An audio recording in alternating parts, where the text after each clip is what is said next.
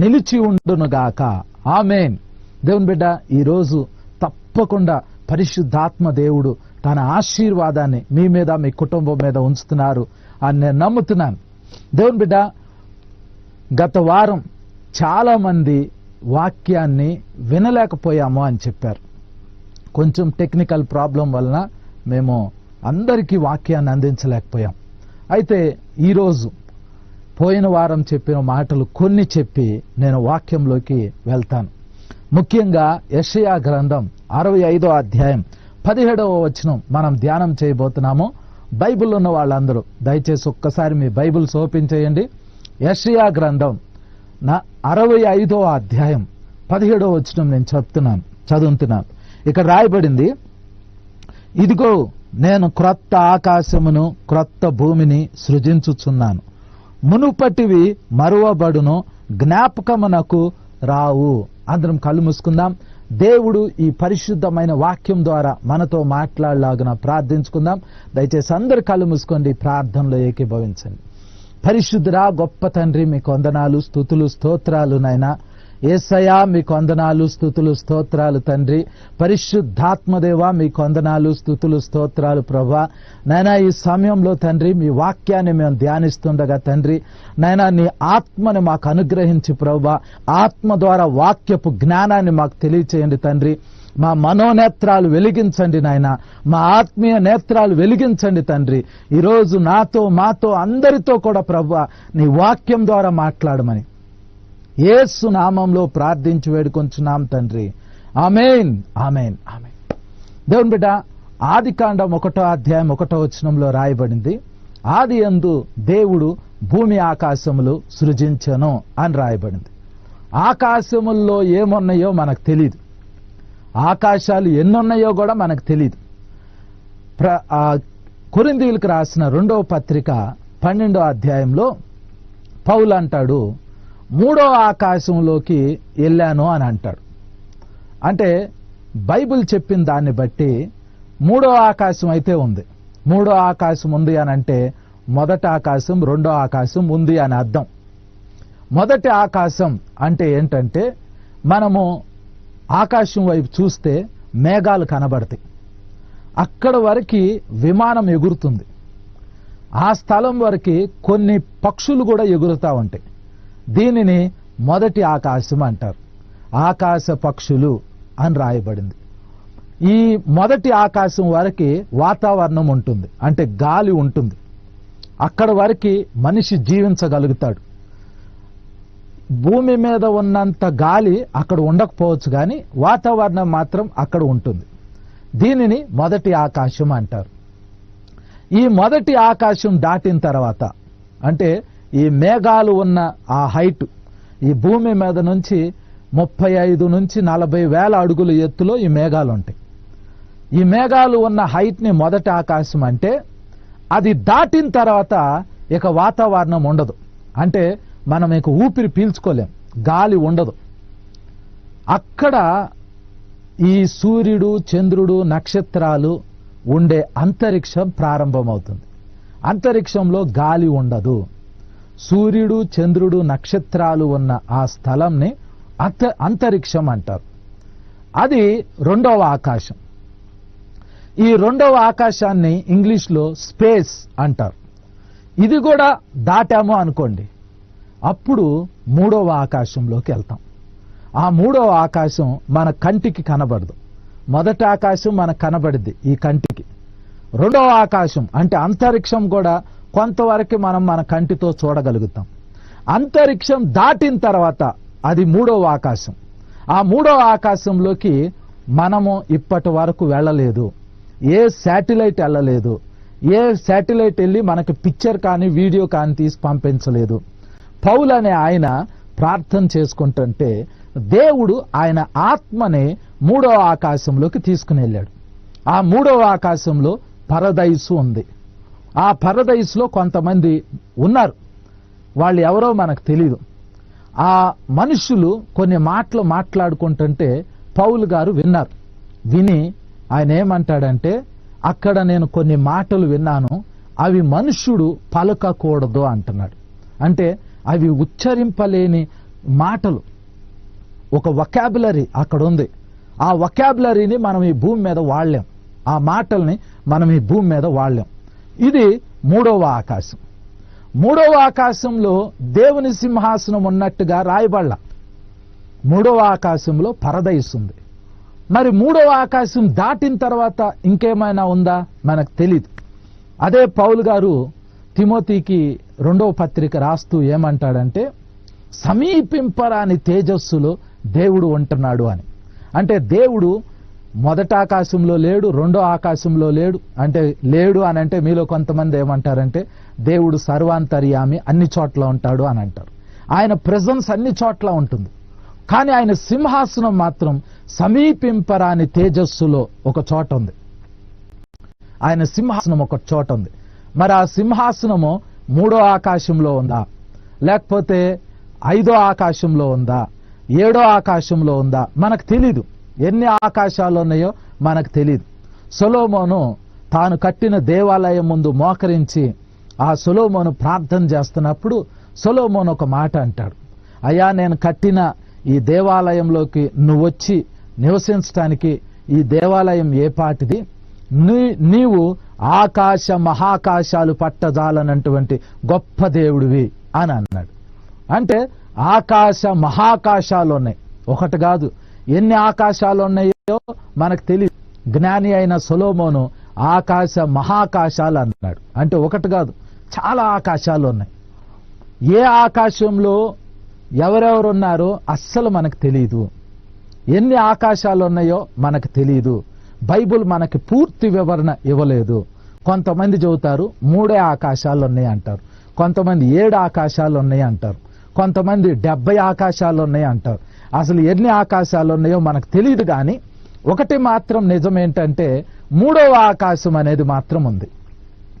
అక్కడ కాకుండా ఇంకో ప్లేస్ లో సమీపింపరాని తేజస్సులో దేవుని సింహాసనం అనేది ఒకటి ఉంది. ఆ స్థలంలో దేవుని సింహాసనం ఉంది. అయితే ఇవన్నీ ఎందుకు చెప్తున్నాను అనంటే, దేవుడు బైబిల్ని రాసేటప్పుడు బైబిల్ని ఎలా రాయించారు అనంటే, ఆది యందు దేవుడు భూమిని ఆకాశాలని సృష్టించాడు. ఆకాశాలు ఎన్ని సృష్టించాడో మనకు రాయబడలేదు. ఒక భూమి సృష్టింపబడింది, ఆకాశాలు ఎన్నో సృష్టింపబడినాయి. ఈ ఆకాశాల్లో ఒక్కొక్క ఆకాశంలో ఒక్కొక్క పని నిమిత్తం ఉన్నాయి.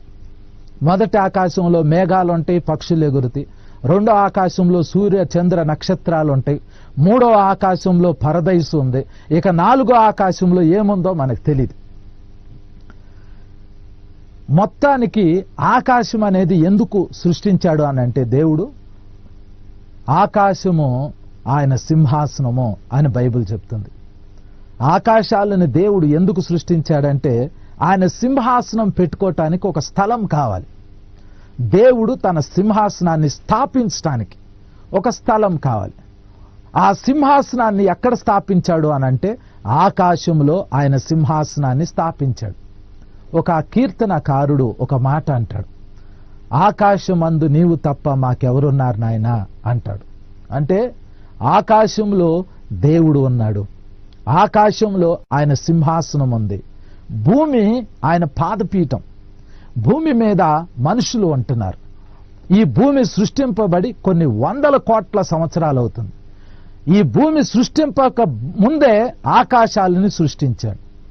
ఈ ఆకాశంలో దేవుని సింహాసనంతో పాటు దేవదూతలు ఉన్నారు. ఎంతమంది దేవదూతలు ఉన్నారు? ఒకసారి యోహాను అనే ఒక ఆయన ప్రార్థన చేసుకుంటూ ఉంటుంటే దేవుడు ఆయన ఆత్మని పరలోకం తీసుకుని వెళ్ళాడు. అప్పుడు ఈ యోహాను అనే ఆయన చూస్తా ఉండగా పరలోకంలో ఉన్న దేవదూతలు అందరూ ఒక చోటకు వచ్చారు. వాళ్ళందరూ దేవుని సింహాసనం ఎదుట సాగిలపడ్డారు. అప్పుడు యోహాను ఆ దేవదూతలందరినీ లెక్క పెట్టడానికి ప్రయత్నం చేశాడు. లెక్క పెట్టలేక యోహాను ఏమంటాడంటే, లెక్కకు మించి 1,000,000 కోట్ల మంది ఉన్నారు అని అంటాడు. యోహాను ఆ దేవదూతలను లెక్క పెట్టలేకపోయాడు. భూమి మీద ఉన్న మనుషుల్ని మనం లెక్క పెట్టొచ్చు. ఇప్పుడు భూమి మీద ఉన్న జనాభా 750 కోట్ల మంది ప్రజలు ఈ భూమి మీద జీవిస్తున్నారు. కానీ పరలోకంలో ఉన్న దేవదూతల్ని మనం లెక్క పెట్టలేనంత మంది దేవదూతలు పరలోకంలో ఉన్నారు. దేవుడు ఆకాశ నక్షత్రాలు ఎన్ని చేశాడో దాదాపుగా దూతలు కూడా అంతమంది దూతలు ఉన్నారు. మనం ఆకాశ నక్షత్రాలను గనక లెక్క పెట్టగలిగితే దూతలను కూడా మనం లెక్క పెట్టగలుగుతాం. కోటాను కోట్ల దేవదూతలు పరలోకంలో ఉన్నారు. ఈ పరలోకంలో దేవుడు, దేవుని సింహాసనము, ఆయనతో పాటు కోటాను కోట్ల దేవదూతలు ఉన్నారు. భూమి మీద మనుషులమైన మనం ఉంటున్నాం. ఆకాశ పక్షులు ఉంటున్నాయి, జంతువులు ఉంటున్నాయి, సముద్రంలో జీవరాశులున్నాయి, చేపలున్నాయి. ఇవన్నీ భూమి మీద ఉన్నాయి. భూమి మీద ఏమేమి ఉన్నాయో మీ అందరికీ తెలుసు. డిస్కవరీ ఛానల్ చూస్తే మనం ఇక్కడ చూసే వాతావరణం కంటే కూడా డిస్కవరీ ఛానల్ వాళ్ళు సముద్రం లోపలికి కెమెరా పంపించి రకరకాల చేపలను చూపిస్తున్నారు. ఆకాశంలోకి కెమెరాను పంపించి రకరకాల పక్షులను చూపిస్తున్నారు. అడవుల్లోకి కెమెరా తీసుకెళ్లి రకరకాల జంతువులను చూపిస్తున్నారు. మన కళ్ళ ముందు కనబడే సృష్టి కంటే కూడా ఇంకా ఎక్స్ప్లోర్ చేయాల్సింది ఇంకా చాలా ఉంది. భూమి మీద దేవుడు రకరకాల పక్షులు, జంతువులు, జీవరాశుల్ని పెట్టాడు. ఇక్కడ ఒక విషయం ఏంటంటే, భూమి మీద ఉన్న ఆ జంతువులు, పక్షులు, జీవులు పరలోకంలో లేవు, అంటే ఆకాశంలో లేవు. ఆకాశంలో ఉన్న దేవదూతలు, ఆ వాతావరణం భూమి మీద లేదు. దేవుడు భూమిని సృష్టించి మానవుణ్ణి భూమి మీద పెట్టాడు. దేవుడు ఆకాశాన్ని సృష్టించి ఆయన సింహాసనాన్ని, దేవదూతలను ఆకాశంలో పెట్టాడు. ఈ రెండింటిని దేవుడు ఆ రోజు కలపల. ఇక్కడ వాళ్ళు అక్కడికి వెళ్ళలేదు, అక్కడ వాళ్ళు ఇక్కడికి రాలేదు. ఈ రెండింటిని, దేవదూతలు పరలోకంలో ఉన్నారు, భూమి మీద మనుషులు ఉన్నారు, అంతే. ఇక్కడోళ్ళు ఎక్కడున్నారు, అక్కడ వాళ్ళు అక్కడున్నారు. ఈ రెండింటిని దేవుడు ఆ రోజు ఆదాంని సృష్టించిన రోజు దేవుడు ఈ రెండింటిని కలపలేదు. ఈ రెండు వేరువేరుగా ఉన్నాయి. ఆకాశంలో అంటే పరలోకంలో ఉన్నాయి, పైన ఉన్నాయి, భూమి మీద ఉన్నాయి, భూమి మీద ఉన్నాయి. ఇప్పుడు పాయింట్ ఏంటంటే, దేవుడు ఏం చేయాలనుకుంటున్నాడు? చాలా మంది సువార్త ప్రకటిస్తూ నేను కూడా ఏమని చెప్పేవాడినంటే, భూమి శాశ్వతమైనది కాదు, పరలోకం శాశ్వతమైనది. అక్కడ దేవుడు ఉన్నాడు, దేవుని సింహాసనం ఉంది, దేవదూతలు ఉంటారు. అక్కడికి మనం వెళ్తాము. అది పరలోకం అనేది ఎప్పటికీ ఉండేది. మనం అక్కడికి వెళ్తాము. ఈ భూమి మీద మనం చనిపోయిన వెంటనే మనం పరలోకంలో ఉంటాము అని నేను చెప్పేవాడిని. భూమి మీద మనిషి చనిపోతే పరలోకంలోకి వెళ్తాడు. కానీ ఇక్కడ ఒక విషయం ఏంటంటే, పరలోకంలోకి మనం పర్మనెంట్ గా వెళ్ళము. పరలోకం మన కోసం కాదు, మనము ఎప్పటికీ పరలోకంలో ఉంటాము అనేది ఒక తప్పు. ఆ తప్పు మనం ఈరోజు ఎందుకు అది తప్పు బోధ అనేది నేను ఈరోజు తెలియజేయాలనుకుంటున్నా. మనము పరలోకంలో పర్మనెంట్ గా ఎందుకు ఉండము అనేది ఈరోజు మనము తెలుసుకోబోతున్నాం. దేవుడు భూమిని సృష్టించింది మనిషిని భూమి మీద పెట్టడానికి, అంతే. పరలోకాన్ని మనిషి కోసం సృష్టించలేదు. కాబట్టి మీరు నేను పరలోకంలో పర్మనెంట్ గా ఉంటాము అని అంటే అది కరెక్ట్.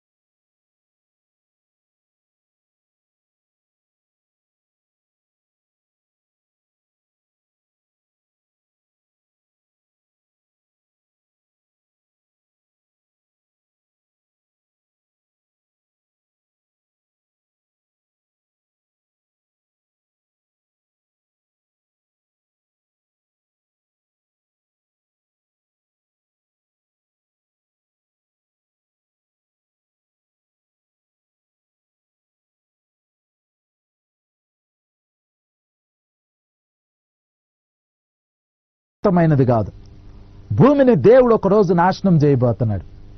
భూమిని నాశనం చేసే దేవుడు ఆకాశాలను కూడా నాశనం చేయబోతున్నాడు. ఆ వచనం నేను మీకు చదివిస్తాను. పేతురు రాసిన 2వ పత్రిక పేతురు రాసిన 2వ పత్రిక 3వ అధ్యాయం 10-11 వచనాలు నేను చదువుతాను. పేతురు రాసిన 2వ చదువుతాను. బైబిల్లో ఉన్న వాళ్ళందరూ ఒకసారి తీసి చూడండి. ఇక్కడ రాయబడింది, అయితే ప్రభు దినము దొంగ వచ్చినట్లు వచ్చును.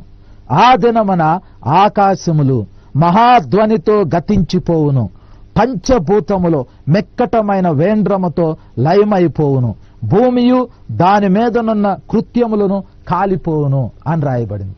అంటే అర్థం ఏంటంటే ఆకాశాలు గతించిపోతాయి, భూమి దాని మీద ఉన్న కృత్యాలు కాలిపోతాయి. అప్పుడు మనం ఎక్కడుంటామో? ఈ భూమి కాలిపోయిద్ది అని వాక్యం చెబుతుంది, ఆకాశాలు గతించిపోతాయి అని వాక్యం చెప్తుంది. ఇప్పుడు ఈ రెండు పోతే అప్పుడు మనం ఎక్కడుంటాము? భూమి మీద ఉన్న మనుషులు అప్పుడు ఎక్కడ ఉంటారు? పరలోకంలోకి వెళ్తామో అని ఇదివరకు నేను కూడా చెప్పాను. ఇప్పుడు ఆ పరలోకాన్నే, ఎక్కడైతే పరలోకం ఉండిద్దో, ఏ ఆకాశాల్లో అయితే ఆ యొక్క దేవుని రాజ్యం ఉండిద్ది అని చెప్పామో, ఆ ఆకాశాలే కాలిపోబోతున్నాయి, గతించిపోబోతున్నాయి. భూమి గతించిపోయిద్ది, ఆకాశాలు గతించిపోతాయి. అప్పుడు మనిషి ఎక్కడ ఉంటాడు? మీరెక్కడ ఉంటారు? అప్పుడు భూమి లయమైపోయింది, ఆకాశం లయమైపోయింది. ఇంకొక మాట నేను మీకు ఒక చదివి వినిపిస్తాను. ప్రకటన గ్రంథం 20వ అధ్యాయంలో 14వ వచనంలో ఒక మాట ఉంటుంది. ప్రకటన గ్రంథం 11వ వచనం, ప్రకటన గ్రంథం 20వ అధ్యాయం 11వ వచనంలో ఇట్లా రాయబడి ఉంది, మరియు ధవళమైన మహాసింహాసనమును దాని యందు ఆసీనుడై ఉన్న యొక్కనిని చూచితిని. ఆ తర్వాత మాట జాగ్రత్తగా వినండి. భూమి ఆకాశములు ఆయన సముఖము నుండి పారిపోయెను, వాటికి నిలువ చోటు కనబడకపోయెను అని రాయబడింది. ఒక రోజు రాబోతుంది, దేవుడు ఒక సింహాసనం వేసుకుని కూర్చుంటాడు. అప్పుడు ఆయన ముందు ప్రజలందరూ నిలబడి ఉంటారు. అప్పుడు దేవుడు ఈ భూమిని, ఈ ఆకాశాన్ని చూస్తే ఈ భూమి, ఈ ఆకాశాలు ఆయన సముఖం నుండి పారిపోతాయి అంట. దేవుని కోపాన్ని బట్టి దేవుడు ఆయన ఎదుట నిలబడి ఉన్న ప్రజలకి తీర్పు తీర్చేటప్పుడు ఆ ప్రజల మీద ఉన్న ఉగ్రతని చూసి, దేవుడు ఏ ప్రజల మీద అయితే కోపడుతున్నాడో ఆ కోపాన్ని చూసి, ఇప్పుడున్న ఈ భూమి, ఇప్పుడున్న ఈ ఆకాశాలు పారిపోతాయి అంట. ఇవి ఎక్కడికి పారిపోవాలో అర్థం కాదు, కానీ పారిపోతాయి. పారిపోయి ఎక్కడ దాక్కోవాలో తెలియక అవి నిలువ చోటు కనబడక వణుకుతాయి అంట. ఆ దృశ్యం ఎట్లా ఉండిద్దో నాకు ఆశ్చర్యం కలుగుతుంది. భూమి పారిపోవటం ఏంటి, ఆకాశం పారిపోవటం ఏంటి, వాటికి నిలువ చోటు కనపడట్లేదంట. దేవుడు వీటికంటే గొప్పవాడు. సొలొమోను అంటాడు, ఆకాశ మహాకాశాలు నిన్ను పట్టజాలవు నాయనా అంటున్నాడు.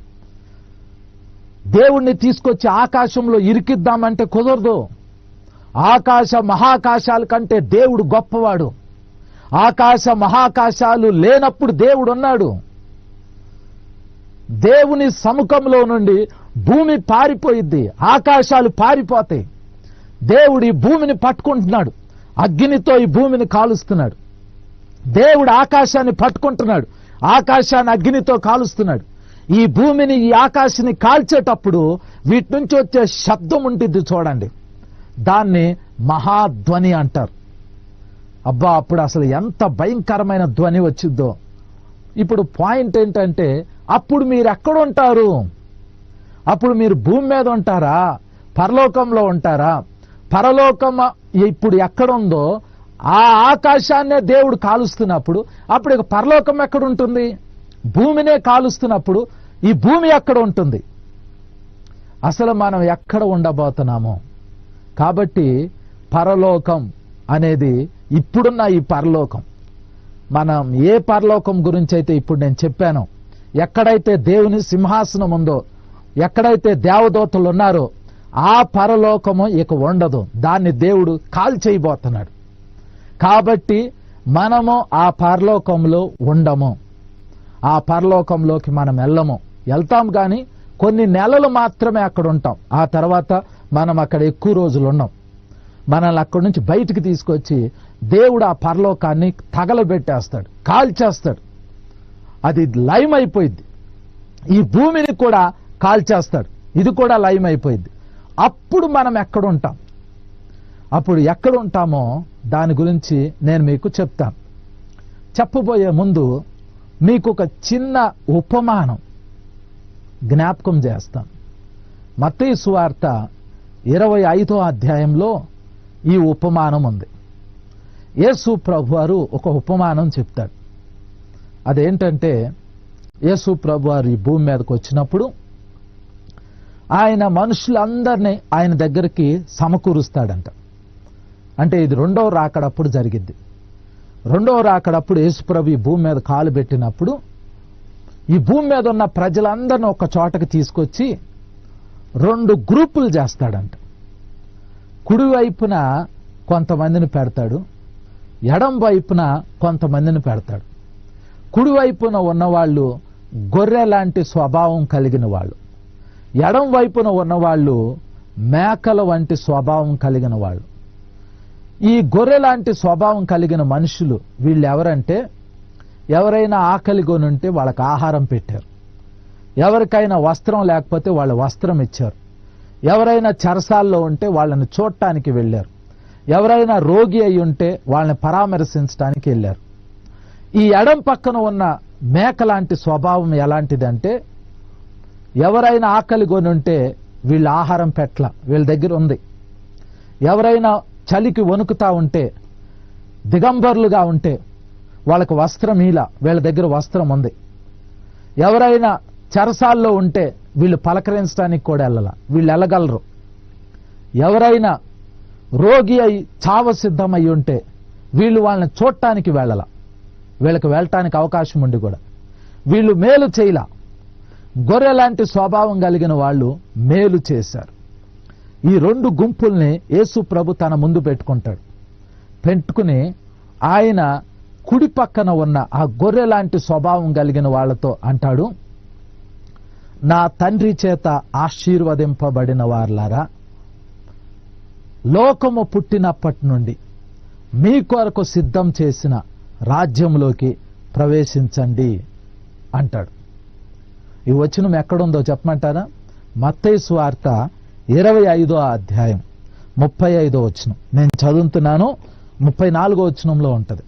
మీ బైబిల్ ఉంటే ఒకసారి ఆ బైబిల్లో ఈ మాటను అండర్లైన్ చేసుకోండి. మత్తయి సువార్త 24వ అధ్యాయము 34వ వచనం, 25వ అధ్యాయము 34వ వచనం. ఇక్కడ రాయబడింది, అప్పుడు రాజు తన కుడివైపున ఉన్న వారిని చూచి, నా తండ్రి చేత ఆశీర్వదింపబడిన వారలారా రండి, లోకము పుట్టినది మొదలుకొనే. అది అండర్లైన్ చేసుకోండి. లోకము పుట్టినది మొదలుకొనే, ఇది గుర్తుపెట్టుకోండి. ఈ లోకం, మనం ఏ లోకంలో అయితే జీవిస్తున్నామో ఈ లోకము పుట్టినది మొదలుకొని మీ కొరకు సిద్ధపరచబడిన రాజ్యమును స్వతంత్రించుకొనుడి అని రాయబడింది. లోకము పుట్టినప్పటి నుండి దేవుడు ఒక రాజ్యాన్ని సిద్ధపరుస్తున్నాడంట. లోకం ఎప్పుడు పుట్టింది? లోకం ఎప్పుడు పుట్టింది అని అంటే కొన్ని కోట్ల సంవత్సరాల క్రితం పుట్టింది. లోకము అని అంటే భూమి, వాటిలో ఉన్న సమస్తం, దీన్ని లోకము అంటారు. లోకము పుట్టినప్పటి నుండి, ఈ భూమి పుట్టినప్పటి నుండి ఎన్ని సంవత్సరాలు అవుతుందో అన్ని సంవత్సరాల నుంచి దేవుడు సపరేట్గా ఒక రాజ్యాన్ని స్థాపిస్తున్నాడు. మీకు బాగా అర్థం కావాలి అని అంటే సింపుల్ భాషలో చెప్తాను, జాగ్రత్తగా వినండి. మీరు బైబిల్ ఓపెన్ చేస్తే, మొదటి పేజీ ఓపెన్ చేస్తే, ఆదికాండం 1వ అధ్యాయం 1వ వచనంలో ఏం చెప్తుంది అని అంటే, ఆది యందు దేవుడు భూమిని ఆకాశాలని సృష్టించాడు. ఏ రోజైతే భూమిని సృష్టించాడో అదే రోజు దేవుడు ఈ భూమిని ఒక పక్కన పెట్టాడు, ఆకాశాన్ని ఒక పక్కన పెట్టాడు. ఈ రెండింటిని దేవుడు సృష్టించాడు. ఇది సృష్టించిన రోజు నుండి దేవుడు ఇంకో పక్కన తన రాజ్యాన్ని కట్టుకుంటున్నాడంట. లోకము పుట్టినప్పటి నుండి దేవుడు ఒక రాజ్యాన్ని సృష్టించుకుంటున్నాడు. మీకు అర్థమవుతుందా? దేవుడు పరలోకంలో ఉన్నాడు, భూమిని సృష్టించాడు. కానీ ఇప్పుడున్న ఈ భూమిని, ఇప్పుడున్న ఈ పరలోకాన్ని దేవుడు చూసుకుంటా ఆనందపడట్లా. ఏ రోజైతే ఈ భూమిని సృష్టించాడో, ఈ భూమికి పునాది వేశాడో, ఆ రోజు నుండి దేవుడు తన రాజ్యాన్ని ఇంకొక చోట కట్టుకుంటున్నాడు, తన రాజ్యాన్ని స్థాపించుకుంటున్నాడు, తన రాజ్యాన్ని కట్టుకుంటున్నాడు. దాని గురించి ఎవరికీ తెలియదు. ఈ ప్రత్యేకమైన రాజ్యం గురించి ఎవరికీ తెలియదు. చాలా మంది అప్పట్లో భూమిని చూశారు, ఆకాశాన్ని చూశారు. కానీ ఆకాశంలో ఉన్న దేవుడు ఇంకొక రాజ్యాన్ని కట్టుకుంటున్నాడు. ఆయన ఇంకొక రాజ్యాన్ని కట్టుకుంటున్నాడు. భూమిని స్థాపించినప్పటి నుండి, భూమి పుట్టినప్పటి నుండి ఆయన ఒక రాజ్యాన్ని కట్టుకుంటున్నాడు. మీకు ఇంకొక వచనం చూపిస్తాను, చాలా జాగ్రత్తగా వినండి. ఈ ప్రకటన గ్రంథం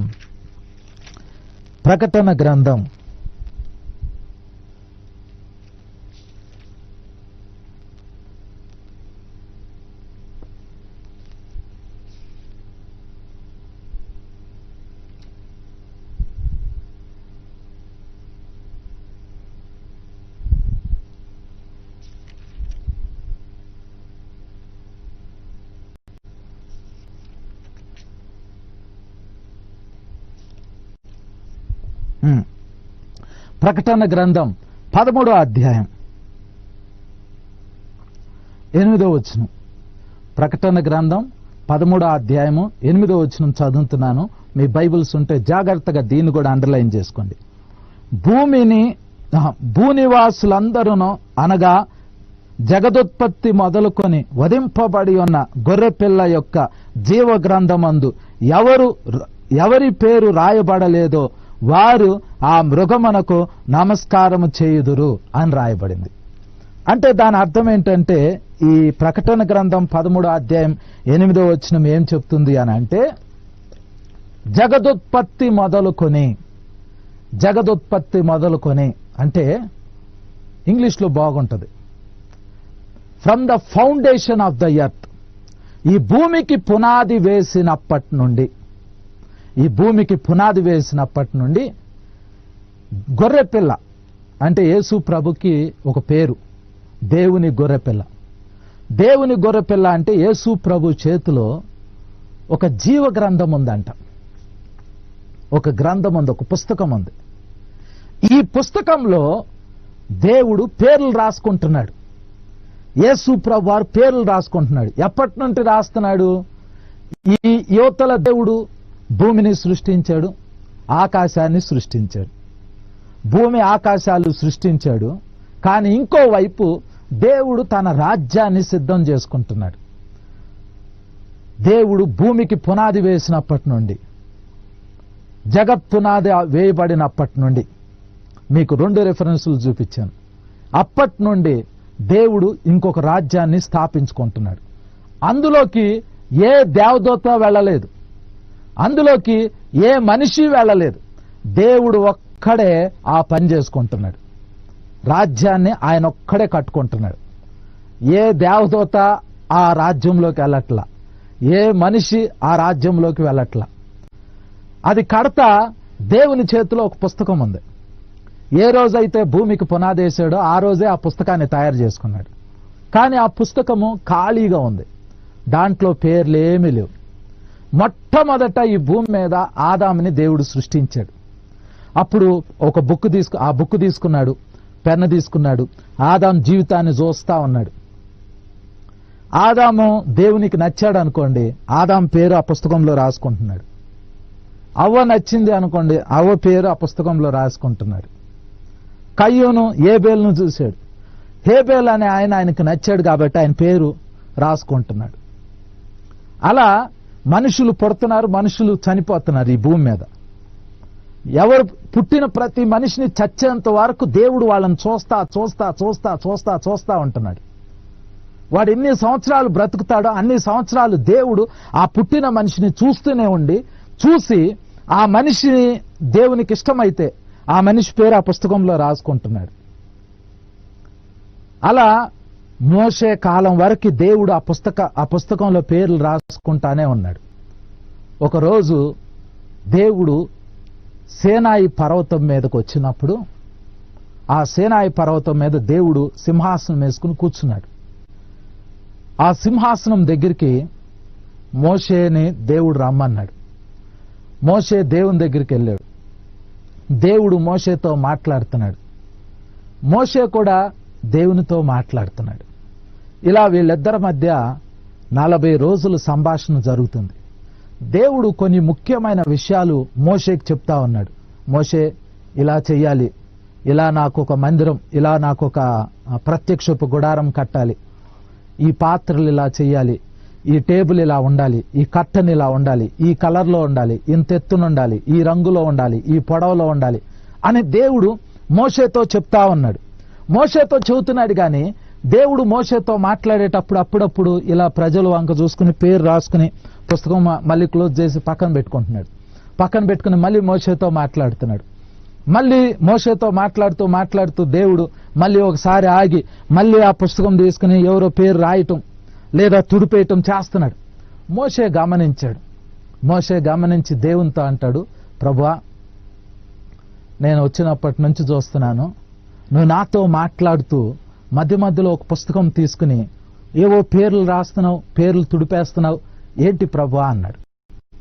అప్పుడు దేవుడు చెప్పాడు, మోషే, ఈ పుస్తకం పేరు జీవ గ్రంథం. నేను ఒక ప్రత్యేకమైన రాజ్యాన్ని కట్టుకుంటున్నా. ఇప్పుడున్న ఈ భూమి, ఇప్పుడున్న ఈ ఆకాశం ఒకరోజు గతించిపోతాయి. కానీ నా రాజ్యము శాశ్వతమైనది.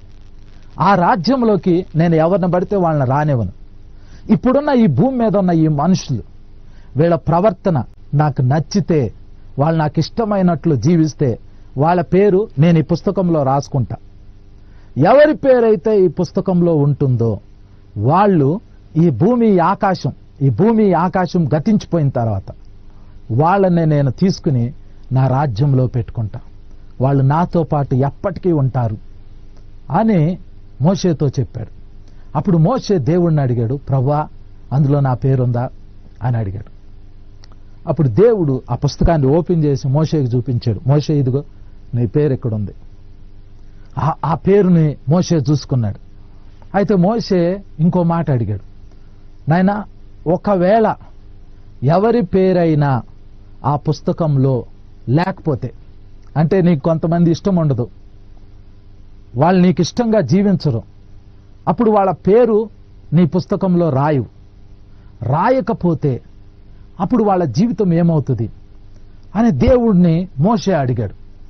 మోషేకి దేవుడు ఆ ప్రశ్న అడిగినప్పుడు దేవుడు మోషేకి క్లియర్గా ఇంకో మాట చెప్పాడు. ఏమని చెప్పాడంటే, మోషే, నేను నా రాజ్యాన్ని స్థాపించుకుంటున్నాను. ఈ రాజ్యాన్ని ఏ రోజైతే స్థాపిస్తున్నానో ఇటువైపు ఇంకొక వైపు నేను ఇంకో స్థలాన్ని కూడా సిద్ధపరుస్తున్నా. ఆ స్థలము ఏంటి అనంటే మత్తయి సువార్త 25వ అధ్యాయం 41వ వచనం. మత్తయి సువార్త 25వ అధ్యాయము 41వ వచనం. నేను మరలా చదువుతున్నాను, చూడండి. ఇందాక చెప్పిన ఉపమానంలో నుంచే ఈ మాటలు రాయబడి. అప్పుడు ఆయన ఎడమ వైపున ఉండు వారిని చూచి, శపింపబడిన వారలారా, నన్ను విడిచి అపవాదికిని వాని దూతలకును సిద్ధపరచబడిన నిత్యాగ్నిలోనికి పోవుడి అని రాయబడింది. దేవుడు చెబుతున్నాడు, సాతానికి అంటే అపవాదికి, సాతానుతో పాటు ఉన్న దూతలకి, తిరుగుబాటు చేసిన దూతలకి దేవుడు నిత్య అగ్ని ఒకటి తయారు చేస్తున్నాడంట. అగ్నిగుండం తయారు చేస్తున్నాడు. అది ఈ భూమి మీద లేదు, అది ఇప్పుడున్న ఆకాశంలో లేదు. దేవుడు ఇంకెక్కడో, అది ఎక్కడుందో తెలీదు, ఎక్కడుందో అది మనకు తెలీదు. ఆ స్థలంలో దేవుడు అగ్ని, నిత్య అగ్ని, దాన్ని అగ్నిగుండం అంటారు. ఆ అగ్నిగుండాన్ని తయారు చేస్తున్నాడు దేవుడు. ఆ అగ్నిగుండంలోకి అపవాది వెళ్ళబోతున్నాడు. ఆ అగ్నిగుండంలోకి వాడి దూతలు వెళ్ళబోతున్నారు. ఆ అగ్నిగుండంలోకి ఇంక కొంతమంది వెళ్ళబోతున్నారు. ఎవరు వెళ్ళబోతున్నారు? అది ఆ వచనం కూడా నేను మీకు ఇప్పుడు చదివి వినిపిస్తాను. దేవుని బిడ్డ, మీ బైబిల్ని మీరు దగ్గర పెట్టుకోండి. నేను ఎప్పుడైనా కొన్ని రెఫరెన్సులు చూపిస్తా ఉంటుంటే వాటిని అండర్లైన్ చేసుకోండి. ఎందుకంటే అలా అండర్లైన్ చేసుకుంటే మీరు చాలా జాగ్రత్తగా అర్థం చేసుకోగలుగుతారు. ఇప్పుడు ఒక వచనం చూపిస్తున్నాను చూడండి. ప్రకటన గ్రంథం 20వ అధ్యాయం 15వ వచనం. ఎవని పేరైనను జీవగ్రంథమందు రాయబడినట్టు కనబడని ఎడల వాడు అగ్నిగుండంలో పడవేయబడును. దేవుడు చేస్తున్న ఆ అగ్నిగుండం ముందు చూడండి, ఇటువైపు అగ్నిగుండం తయారవుతుంది. ఎవరి పేరైతే ఆ జీవగ్రంథంలో రాయబడట్లేదో ఆ వ్యక్తి అగ్నిగుండంలో పడతాడు. సాతాను అగ్నిగుండంలో ఉంటాడు, వాడి దూతలు అగ్నిగుండంలో ఉంటారు. ఎవరి పేరైతే జీవగ్రంథంలో ఉండదో వాడు కూడా అగ్నిగుండంలో ఉంటాడు. నీ పేరు జీవగ్రంథంలో ఉందంటావా? మీ పేరు జీవగ్రంథంలో ఉందా? మీకు తెలుసా? మీకు ఆ కాన్ఫిడెన్స్ ఉందా? నా పేరు జీవగ్రంథంలో ఉంది అనే నమ్మకం మీకుందా? మీకు గనక ఆ నమ్మకం ఉందనుకోండి, మీరు ఎప్పుడైనా చనిపోవచ్చు. ఎందుకంటే మీకోసం దేవుడు ఒక రాజ్యాన్ని సిద్ధం చేస్తున్నాడు. ఆ రాజ్యంలోకి మీరు వెళ్తారు. ఒకవేళ మీ పేరు గనక జీవగ్రంథంలో రాయబడకపోతే మీకు ఈ భూమి మీద ఏం తినాలంటే అది తినండి, ఏం తాగాలంటే అది తాగండి, ఏం చేయాలనిపిస్తే అది చెయ్యండి. ఎందుకంటే ఎవరి పేరైతే జీవగ్రంథంలో రాయబడలేదో ఆ వ్యక్తి అగ్నిగుండంలో పడతాడు. ఆ అగ్నిగుండంలో అపవాది కూడా కాల్తాడు, వాడి దూతలు కాల్తారు. వాడితో పాటు ఎవరి పేరైతే ఆ జీవగ్రంథంలో ఉండదో ఆ వ్యక్తులు కూడా వెళ్ళిపోతారు. మీ పేరు జీవగ్రంథంలో లేకపోతే అగ్నిగుండంలోకి వెళ్ళిపోతారు. ఈ రెండు ఇప్పుడు భూమి మీద లేవు. నేను చెప్పినట్లు దేవుని రాజ్యం అనేది ఈ భూమి మీద ఇప్పుడు లేదు. దేవుడు స్థాపిస్తున్న రాజ్యం. అలాగే ఆ నిత్య అగ్నిగుండం అనేది కూడా భూమి మీద లేవు. ఈ రెండింటిని దేవుడు ఒకేసారి ఓపెన్ చేయబోతున్నాడు. ఈ రెండింటిని ఒకేసారి మనం చూస్తాం. ఇప్పుడున్న ఈ భూమి, ఇప్పుడున్న ఈ ఆకాశం గతించిపోయిన తర్వాత ఈ రెండు ఓపెన్ అవుతాయి. ఇటు వెళ్ళే వాళ్ళు ఇటు వెళ్తారు, ఇటు వెళ్ళే వాళ్ళు ఇటు వెళ్తారు. అగ్నిగుండంలోకి వెళ్ళే వాళ్ళు అగ్నిగుండంలోకి వెళ్తారు. దేవుడు స్థాపించిన రాజ్యంలోకి వెళ్ళే వాళ్ళు దేవుడు స్థాపించిన రాజ్యంలోకి వెళ్తారు. మోషే దేవుడిని అడిగాడు, పేరుంటే ఆయన రాజ్యంలో ఉంటారు, పేరు లేకపోతే జీవగ్రంథంలో పేరు లేకపోతే వాళ్ళు అగ్నిగుండంలోకి వెళ్తారు. ఇంతకీ ఈ అగ్నిగుండం ఎక్కడ ఉండబోతుంది? ఆయన రాజ్యం ఎక్కడ ఉండబోతుంది? దీని గురించి నేను ఒక్క మాట మీకు చెప్తాను. ఇది చెప్పబోయే ముందు మీకు ఇంకొక వచనం నేను చూపిస్తాను. మత్తయి సువార్త 8వ అధ్యాయంలో యేసు ప్రభు ఒక మాట చెబుతారు. 11వ వచనం. మత్తయి సువార్త 8వ అధ్యాయం 11వ వచనం. అనేకులు తూర్పు నుండి పడమటి నుండి వచ్చి అబ్రహాముతో కూడాను ఇస్సాకుతో కూడాను యాకోబుతో కూడాను పరలోక రాజ్యమందు కూర్చుందురు గాని రాజ్య సంబంధులు వెలుపటి చీకటిలోకి త్రోయబడుదురు. అక్కడ ఏడ్పును పండ్లు కొరుకుటయు నుండునని మీతో చెప్పుచున్నాను అని యేసు ప్రభు చెప్పారు. దాని అర్థం ఏంటో తెలుసా? మత్తయి సువార్త 8వ అధ్యాయము 11వ వచనంలో ఈ మాటలు రాయబడి. అక్కడ ఏం రాయబడిందంటే అనేకులు తూర్పు నుండి వస్తారు, పడమటి నుండి వస్తారు. వచ్చి అబ్రహాంతో ఇస్సాకుతో యాకోబుతో వాళ్ళు కూర్చుంటారు, వాళ్ళు భోజనం చేస్తారు, వాళ్ళతో కాలం గడుపుతారు. కానీ రాజ్య సంబంధులు, ఇప్పుడు ఎవరైతే కొంతమంది మాకు ఆ రాజ్యం గ్యారంటీ అని అనుకుంటున్నారో, ఎవరికైతే వారసత్వంగా రాజ్యం వచ్చిద్ది అని అనుకుంటున్నారో వాళ్ళు మాత్రము వెలుపట చీకట్లో ఉంటారంట. వెలుపట చీకటి అంటే ఎక్కడది? అక్కడ ఏడ్పు ఉంటుంది, అక్కడ పళ్ళు కోరుకోవటం ఉంటుంది, వెలుపట చీకటి ఉంటుంది. అంటే దేవుని రాజ్యం ఒకటి ఉంది, దాని లోపల అబ్రహాం ఇస్సాకు యాకోబులు ఉంటున్నారు. వాళ్ళతో పాటు తూర్పు నుండి పడమటి నుండి వచ్చిన వాళ్ళు ఉంటున్నారు.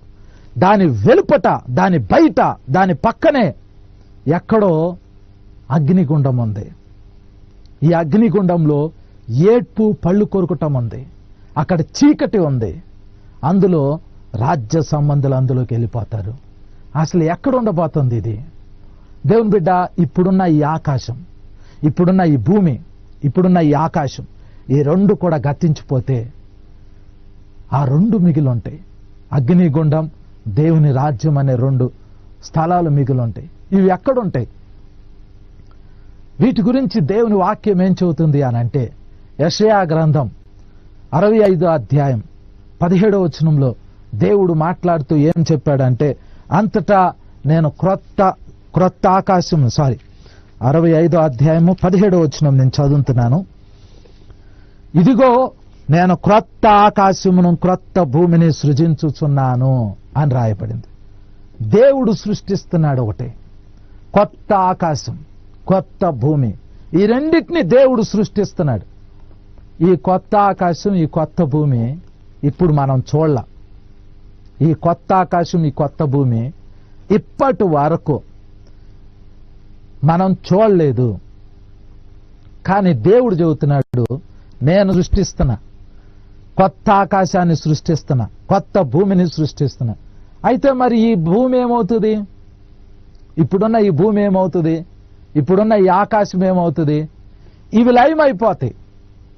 మీరు కొత్త ఆకాశంలోకి, కొత్త భూమిలోకి వెళ్ళిన తర్వాత ఈ పాత భూమిని, ఇప్పుడు మనం జీవిస్తున్న ఈ భూమిని, ఇప్పుడు చూస్తున్న ఈ ఆకాశాన్ని మర్చిపోతామంట. యెషయా గ్రంథం 65 అధ్యాయం 17వ వచనంలో ఈ మాట రాయబడింది. ఇదిగో నేను క్రొత్త ఆకాశమును క్రొత్త భూమిని సృజించుచున్నాను, మునుపటివి మరువబడును, జ్ఞాపకమునకు రావు. ఈ మర్చిపోతాం. ఇప్పుడు మీరు ఏ భూమి మీద అయితే బ్రతుకుతున్నారో, మీరు ఏ భూమిని అయితే ఈ కంటితో చూస్తున్నారో, ఏ ఆకాశాన్ని అయితే ఈ కంటితో చూస్తున్నారో, మీరు కొత్త ఆకాశంలోకి వెళ్ళినప్పుడు, కొత్త భూమిని చూసినప్పుడు ఈ పాత ఆకాశం, పాత భూమి మర్చిపోతారు. అసలు ఈ జ్ఞాపకానికి కూడా రావంట. దేవుడు క్రొత్త ఆకాశాన్ని, కొత్త భూమిని సృష్టిస్తున్నాడు. సృష్టించి ఏం చేస్తాడు? అప్పుడు మనము పైన చూసామనుకోండి, కొత్త ఆకాశం కనబడిద్ది, ఈ ఆకాశం వెళ్ళిపోయిద్ది. కింద చూసామనుకోండి, క్రొత్త భూమి కనపడిద్ది. మరి ఆ భూమి మీద ఏముంటుంది? మీరు సముద్రం అంటే మీకు ఇష్టం అనుకోండి, మీలో చాలా మందికి సముద్రం అంటే ఇష్టం. మీకు ఇష్టమైతే సముద్రాన్ని ఆఖరిసారి చూసుకోండి, ఇక ఈ సముద్రం ఇక ఉండదు. యోహాను అని బైబిల్లో యేసు ప్రభు 12 మంది శిష్యుల్లో ఒక శిష్యుడు, ఒక ఆయన ఉన్నాడు. ఈ యోహాను ఒక మాట అంటాడు. ఆయన ఒకరోజు ప్రార్థన చేసుకుంటా ఆయన ఒక కొండ మీద ఉన్నాడు. పద్మాసు అనే ఒక ద్వీపంలో ఒక కొండ మీద యోహాను అనే ఆయన ప్రేయర్ చేసుకుంటున్నాడు, ప్రభువా అని. సడన్ గా యేసు ప్రభు ఆయనకు ప్రత్యక్షమయ్యాడు. యేసు ప్రభు యోహాన్ని ఈ భూమి మీద నుంచి తీసుకుని వెళ్ళిపోయాడు. ఎక్కడికి వెళ్ళారు అని అంటే, దేవుడు సృష్టిస్తున్న ఆ కొత్త ఆకాశం, ఆ కొత్త భూమి ఉన్న ప్రాంతానికి యోహాను వెళ్ళాడు. యోహాను ఒక్కడ మాత్రమే ఆ కొత్త ఆకాశాన్ని చూశాడు, ఆ కొత్త భూమిని చూశాడు. చూసి కొంత ఇన్ఫర్మేషన్ మనకు తెలియాలి అని చెప్పి, ఎందుకంటే మనం చూడలే, మనకు తెలియాలి అని చెప్పి యోహాను ఒక పుస్తకంలో ఆ ఆకాశం గురించి, ఆ భూమి గురించి, అందులో ఉన్న వాటి గురించి కొంత ఇన్ఫర్మేషన్ యోహాను మనకు రాశాడు. ప్రకటన గ్రంథం 21వ అధ్యాయం 1వ వచనంలో ఈ మాటలు రాయబడి ఏమంటున్నాడు అని అంటే, అంతటా నేను క్రొత్త ఆకాశమును క్రొత్త భూమిని చూచితిని. మొదటి ఆకాశమును మొదటి భూమి గతించిపోయెను. ఇప్పుడున్న ఆకాశం, ఇప్పుడున్న భూమి గతించిపోయింది. కొత్త ఆకాశం, కొత్త భూమిని యోహాను చూశాడు. తర్వాత అంటున్నాడు, సముద్రము ఇకను లేదు. కాబట్టి మీకు సముద్రం అంటే ఇష్టం అనుకోండి, ఇప్పుడే చూడండి, దేవుడు సృష్టించే ఆ కొత్త ఆకాశం, కొత్త భూమి మీద సముద్రం ఉండదు. ఇప్పుడు నేనే అక్కడ ఉన్నాను అనుకోండి, పైన చూస్తే కొత్త ఆకాశం కనబడిద్ది, కింద నా కాలు కింద చూస్తే కొత్త భూమి కనపడిద్ది. మరి ఆ భూమి మీద ఎలాంటి మట్టి ఉంటుందో మనకు తెలియదు, కొత్త భూమి ఉంటుంది. ఆ భూమి మొత్తం తిరిగినా కూడా ఎక్కడా మనకి సముద్రం కనపడదు. ఉప్పు నీటితో ఉన్న సముద్రము ఆ భూమి మీద ఉండదు. మరి ఏముంటుంది? ఇప్పుడు ఆకాశం బాగానే ఉంది, అది చూసాం. మరి ఆ భూమి మీద ఏముంటుంది? ఆ భూమి మీద నిలబడితే మనం ఆకాశం వైపు చూస్తే ఆకాశంలో మనకి సూర్యుడు కనబడాలి. ఒకవేళ రాత్రి టైం అనుకోండి, నక్షత్రాలు, చంద్రుడు కనబడాలి. బైబిల్ ఏం చెబుతుంది అనంటే, ఆ భూమి మీద సూర్యుడు కాని చంద్రుడు కాని ఉండడు. మరి వెలుగు ఎక్కడి నుంచి వచ్చిద్ది? వెలుగు ఎక్కడి నుంచి వచ్చిద్ది అంటే, యోహాను ఆ కొత్త ఆకాశాన్ని చూస్తున్నప్పుడు, ఆ కొత్త భూమిని చూస్తున్నప్పుడు, దేవుడు ఆకాశంలో నుంచి ఒక పట్టణాన్ని భూమి మీదకి తీసుకొచ్చి ఆ కొత్త భూమి మీద పెట్టాడు. ఒక పట్టణము ఆ భూమి సెంటర్లో పెట్టబడింది. ఆ పట్టణం ఎలా ఉంది అనంటే, అది చచ్చౌకమైనది అని అంటాం. చచ్చౌకం అని అంటే స్క్వేర్గా ఉండిద్ది. అంటే దాని పొడవు ఎంత ఉందో దాని వెడల్పు అంత ఉంటుంది, దాని వెడల్పు ఎంత ఉందో దాని హైట్ అంత ఉంటుంది. అదొక పట్టణం. ఆ పట్టణాన్ని తీసుకొచ్చి ఆ కొత్త భూమి మీద పెడతాడు. ఒకే ఒక్క పట్టణం అది. ఆ పట్టణం మీద ఆ భూమి పెట్టబడింది. ఆ పట్టణము లెంత్ ఎంత ఉందో విడ్త్ అంత ఉంది, దాని పొడవు ఎంత ఉందో దాని వెడల్పు అంత ఉంది. ఏ పట్టణానికైనా ఏరియా చూడాలి అని అంటే లెంత్ విడ్త్ మల్టిప్లై చేస్తే ఏరియా వచ్చింది. కానీ ఆ పట్టణం ఇప్పుడు ఎట్లా ఉంది అని అంటే, దానికి ఎత్తు కూడా ఉంది. ఆ పట్టణం ఎత్తు అయినది. దాని పొడవు ఎంత ఉందో దాని వెడల్పు అంత ఉంది, దాని వెడల్పు ఎంత ఉందో దాని ఎత్తు అంత ఉందంట ఆ పట్టణం యొక్క ఎత్తు. ఆ వచనం కూడా నేను మీకు చదువుతాను.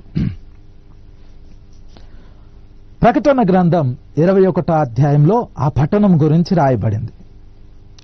15వ వచనంలో ఈ మాటలు రాయబడి, ఆ పట్టణమును దాని గుమ్మములను ప్రాకారములను కొలుచుటకై నాతో మాట్లాడు వాని యొద్ద బంగారు కొలకర్ర ఉండెను. ఆ పట్టణము చచ్చౌకమైనది, అంటే స్క్వేర్గా ఉంది. దాని పొడుగు దాని వెడల్పుతో సమానము. అతడు ఆ కొల్లకర్రతో పట్టణమును కొలవగా దాని కొలత 750 కోసులైనది. దాని పొడుగును ఎత్తును వెడల్పును సమముగా ఉన్నది అని రాయబడింది. దాని పొడుగు దాని వెడల్పు దాని ఎత్తు సమానంగా ఉంది. హైదరాబాద్ని దీని పొడుగు ఎంత అని చెప్తే అడిగారనుకోండి, పొడుగు చెప్పొచ్చు. దీని వెడల్పు ఎంత అని అడిగితే దీని వెడల్పు చెప్పొచ్చు. ఈ పట్టణం ఎత్తు ఎంత అని మిమ్మల్ని అడిగామనుకోండి, ఏం ఆన్సర్ చెబుతారు? పట్టణానికి ఎత్తు ఎట్లా ఉంటుంది? దేవుడు అంటున్నాడు, నేను కొత్త భూమిని సృష్టిస్తున్నా. ఆ కొత్త భూమి మీద ఒకే ఒక పట్టణం ఉంటుంది. ఆ పట్టణాన్ని స్క్వేర్గా ఉంటుంది. దాని పొడుగు ఎంత ఉంటుందో దాని వెడల్పు అంత ఉంటుంది, హైదరాబాద్ లాగా. కానీ దాని ఎత్తు కూడా అంతే ఉంటుంది అని అంటున్నాడు. దాని ఎత్తు అంతే, అదే హైట్లో ఉంటుంది.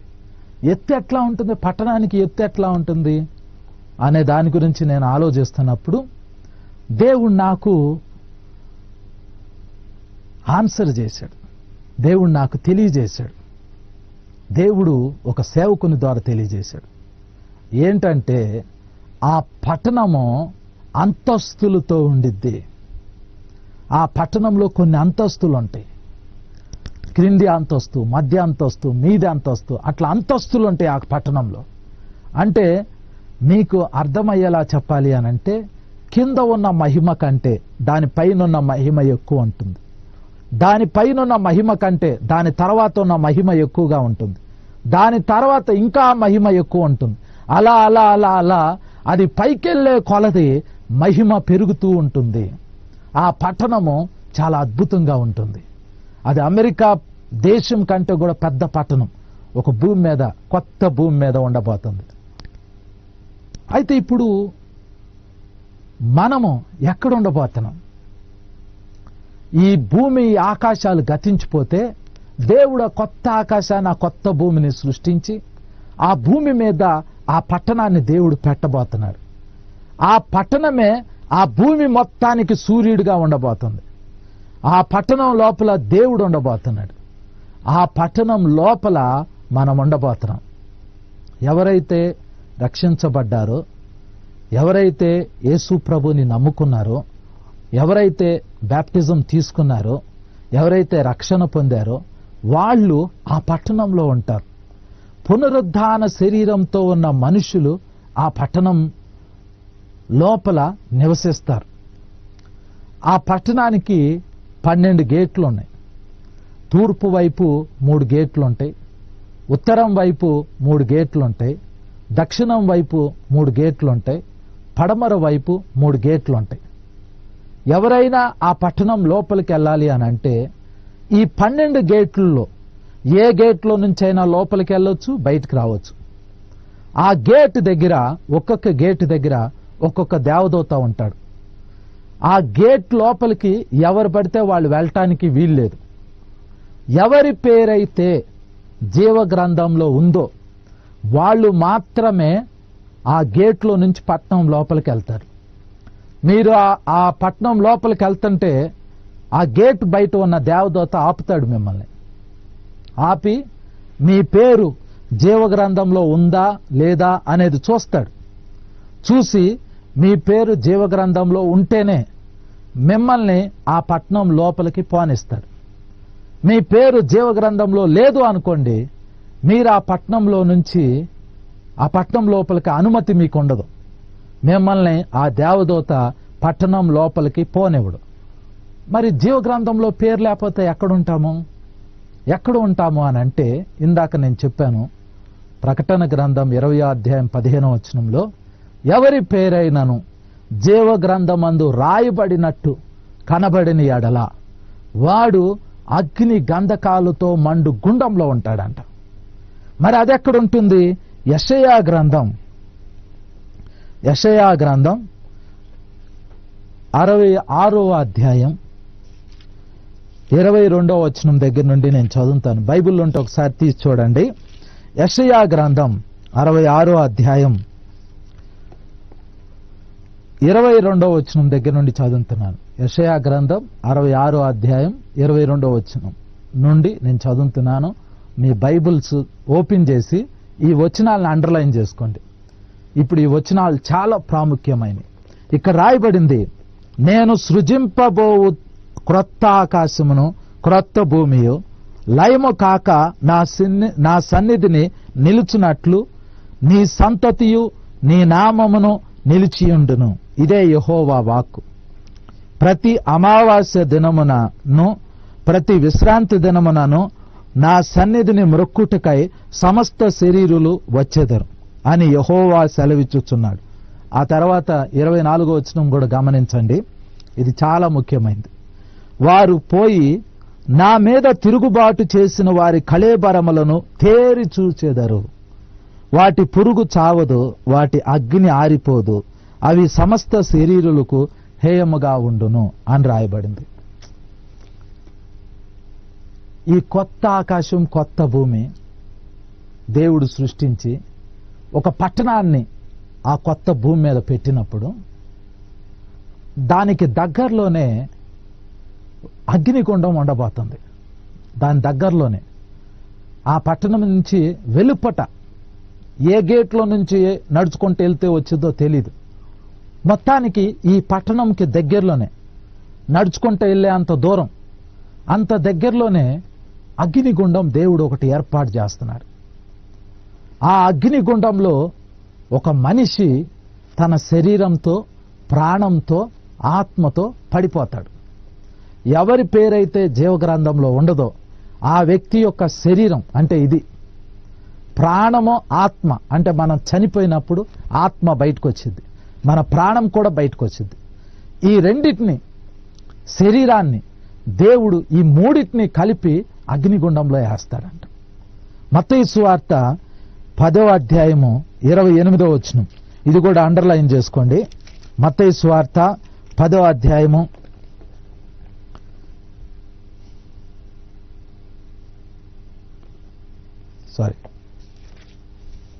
మత్తయి సువార్త 10వ అధ్యాయము 28వ వచనం చదువుతున్నాను, చూడండి. మరియు ఆత్మను చంపనేరక దేహమునే చంపు వారికి భయపడకుడి గాని ఆత్మను దేహమును కూడా నరకంలో నశింపజేయగలవానికి మిక్కిలి భయపడుడి అని రాయబడింది. దేవుడు ఎవరి పేరైతే జీవ గ్రంథంలో రాయబడటం కనబడలేదో ఆ వ్యక్తిని, అతడు చనిపోయినా కూడా ఆ వ్యక్తిని సమాధిలో నుంచి లేపుతాడు. ఆ వ్యక్తిని లేపి దేవుడు ఆ వ్యక్తికి తీర్పు తీర్చి ఈ అగ్నిగుండంలో పడేస్తాడు. దాన్ని నరకం అని కూడా అంటారు. ఈ నరకంలో ఆ వ్యక్తి పడినప్పుడు అతని శరీరము అగ్నికి కాలిద్ది, కానీ బూడిదైపోదు. ఆ శరీరం లోపలికి పురుగులు వచ్చి ఆ శరీరాన్ని తింటాయి, కానీ ఆ శరీరము కృషించిపోదంటే ఆ పురుగులు ఎంత తిన్నా కూడా ఆ శరీరంలో ఉన్న మాంసం తరిగిపోదు. ఆ అగ్నిగుండంలో ఉన్న అగ్ని ఎప్పటికీ ఆరిపోదు. వీళ్ళ శరీరాలు అప్పుడు దేవుడు పునరుద్ధానం ఇస్తాడు. ఆ అగ్నికి ఆ శరీరం కాలిద్ది. కాలుతా ఉన్నప్పుడు వాళ్ళ శరీరం లోపల నుంచి పురుగులు వస్తూ ఉంటాయి. ఆ పురుగును తీసి అగ్నిలో వేస్తే ఆ అగ్నికి ఆ పురుగు చనిపోదు. ఆ అగ్ని తిరిగి వాళ్ళ శరీరంలోకి వస్తుంది. మళ్ళీ వాళ్ళ శరీరంలో ఆ పురుగులు పాకుతా ఉంటాయి. ఆ అగ్నికి ఆ శరీరం కాలుతా ఉంటుంది. ఆ శరీరం బూడిదైపోదు, కానీ ఆ మంటలో ఆ యాతన వాళ్ళు అనుభవిస్తానే ఉంటారు. బైబిల్ ఏం చెప్తుంది అనంటే, ప్రకటన గ్రంథం 14వ అధ్యాయం 11వ వచనం. ఇది కూడా నేను ఒకసారి మీకు చదివిస్తాను. ఇది కూడా జాగ్రత్తగా అండర్లైన్ చేసుకోండి. ప్రకటన గ్రంథం 14వ అధ్యాయం 11వ వచనం. వారి బాధ సంబంధమైన పొగ యుగ యుగములు లేచును అని రాయబడింది. ఎవరి శరీరం అయితే ఆ అగ్నిగుండంలో పడిద్దో వాళ్ళ శరీరం, వాళ్ళ ప్రాణం, వాళ్ళ ఆత్మ ఆ అగ్నికి కాలి ఆ పురుగులు వాళ్ళని ఆ పురుగులు తింటున్నప్పుడు, ఆ అగ్నిలో ఆ శరీరాలు కాలుతున్నప్పుడు వారి బాధా సంబంధమైన పొగ ఆ అగ్నిలో నుంచి ఆ శరీరం కాలినప్పుడు పొగ బయటకు వచ్చింది. ఈ పొగ అలా అగ్నిలో నుంచి లేచి పైకి వస్తూ ఉంటుంది. పైకొచ్చింది. ఆ అగ్నిగుండము ఆ కొత్త భూమి మీద ఉంటుంది. ఆ కొత్త భూమిలో ఆ అగ్నిగుండం ఉంటుంది. ఆ అగ్నిగుండంలో ఒక వ్యక్తి కాల్తా ఉంటాడు. ఒక వ్యక్తి కాదు, ఎవరి పేరైతే జీవ గ్రంథంలో లేదో వాళ్ళు కాల్తా ఉంటారు. వాళ్ళు కాల్తున్నప్పుడు వాళ్ళ శరీరంలో నుంచి పొగలు బయటకు వస్తూ ఉంటాయి. ఆ పొగలు భూమిలో నుంచి అలాగ పైకి వస్తూ ఉంటాయి. ఈ పట్టణంలో ఉంటారు చూడండి, దేవుడు సృష్టించిన కొత్త ఆకాశం, కొత్త భూమి, కొత్త పట్టణము. ఈ పట్టణంలో ఉన్న వ్యక్తులు కొంతమంది నడుచుకుంటూ ఆ గుండం దగ్గరికి వచ్చి చూస్తారంట. ఎలా చూస్తారు? యెషయా గ్రంథంలో ఇప్పుడు మనం చూస్తున్నాం 66వ అధ్యాయం 24వ వచనంలో. యెషయా గ్రంథం 66వ అధ్యాయం 24వ వచనం. వారు పోయి నా మీద తిరుగుబాటు చేసిన వారి కళేబరములను చూచి తేరి చూచెదరు అని రాయబడింది. తేరి చూడటం అంటే ఏంటో తెలుసా? నా వెనకాల ఒక పిక్చర్ ఉంది, దాన్ని మీకు ఒకసారి చూపిస్తాను, ఒకసారి చూడండి.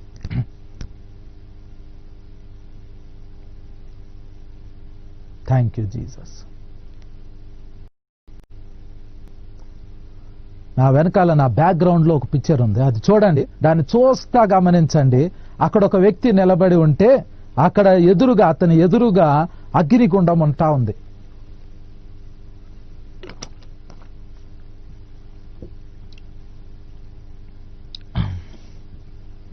వాస్తవానికి తేరి చూడటం అంటే అంత అగ్ని మనకు బయటికి కనబడదు. అంత అగ్ని మనకు బయటికి కనబడదు, కానీ ఒక రంధ్రం లాగా ఉంటుంది. ఆ రంధ్రంలో నుంచి పొగలు వస్తూ ఉంటాయి. అప్పుడు ఆ పట్టణంలో ఉన్న మనము లేదా రక్షణ పొందిన బిడ్డలు, మనము పునరుద్ధానమైన మనము నడుచుకుంటూ వెళ్ళి ఆ రంధ్రం వైపు ఇలా తేరి చూస్తాం. ఏంట్రా పొగలు వస్తున్నాయి అని ఇలా తేరి చూస్తూ ఉంటుంటే, తేరి చూడటం అంటే ఏంటో తెలుసా? జాగ్రత్తగా ఇలా చూడటం, ఏంటి రంధ్రంలో నుంచి పొగలు వస్తున్నాయి అని. ఆ పొగలు ఎక్కడి నుంచి వస్తున్నాయి అని చూస్తే లోపల కళేబరములు కనబడతాయి, అంటే శరీరాలు కనబడతాయి. ప్రాణాలతోనే ఉంటారు, ఆత్మలు ఉంటాయి వాటికి. ఆ శరీరాలు కాల్తా కాల్తా కాల్తా కాల్తా ఉంటుంటే అటు పొగలు బయటకు వస్తా ఉంటుంటే ఈ మనుషులు తేరి అలా చూస్తారంటే ఏంటి పొగలు వస్తున్నాయి, మనుషులు కాలుతున్నారు ఏంటి ఇది అని. అప్పుడు వాళ్ళకి ఏం తెలిసిద్ది అని అంటే దేవుని మీద తిరుగుబాటు చేస్తే ఇలా ఉంటుంది శిక్ష. వీళ్ళు ఒకప్పుడు భూమి మీద ఉన్న ప్రజలు, ఈ భూమి మీద, ఇదే భూమి మీద, ఇప్పుడు మనమున్న ఈ భూమి మీద ఉన్న ప్రజలు, ఇప్పుడు వీళ్ళు సువార్తకి విధేయులు కాదు, సువార్తకి అవిధేయులు. అప్పుడు ఈ స్టోరీ అక్కడ చెప్పుకుంటారు. ఏమని అనంటే చాలా సంవత్సరాల క్రితం పాత ఆకాశం ఉండేది, పాత భూమి ఉండేది. ఆ భూమి మీద కొంతమంది మనుషులు ఉండేవాళ్ళు. ఆ మనుషుల్ని దేవుడు తన స్వరూపంలో తన పోలికలో చేసుకున్నాడు. ఆ మనుషులు దేవునికి తిరుగుబాటు చేశారు. అయినా దేవుడు వాళ్ళని ప్రేమించాడు, వాళ్ళని రక్షించాలనుకున్నాడు. అందుకోసం దేవుడు తన సొంత కుమారుని లోకంలోనికి పంపించాడు, ఆ భూమి మీదకి. ఆ మనుషులు ఆ దేవుని కుమారుని కూడా చంపారు, ఆయన సిలువేశారు, ఆయన రక్తం ఆ భూమి మీద చిందింపబడింది. అయినా ఆ రక్తం ద్వారా దేవుడు అప్పుడున్న ప్రజల్ని రక్షించాలని ప్రయత్నం చేశాడు. అప్పుడున్న ఆ ప్రజలు ఆ సువార్త వినలేదు, ఆయన్ని దేవుడిగా గుర్తించలేదు, ఆయన కుమారుడైన యేసయ్యలో నమ్మకం ఉంచలేదు.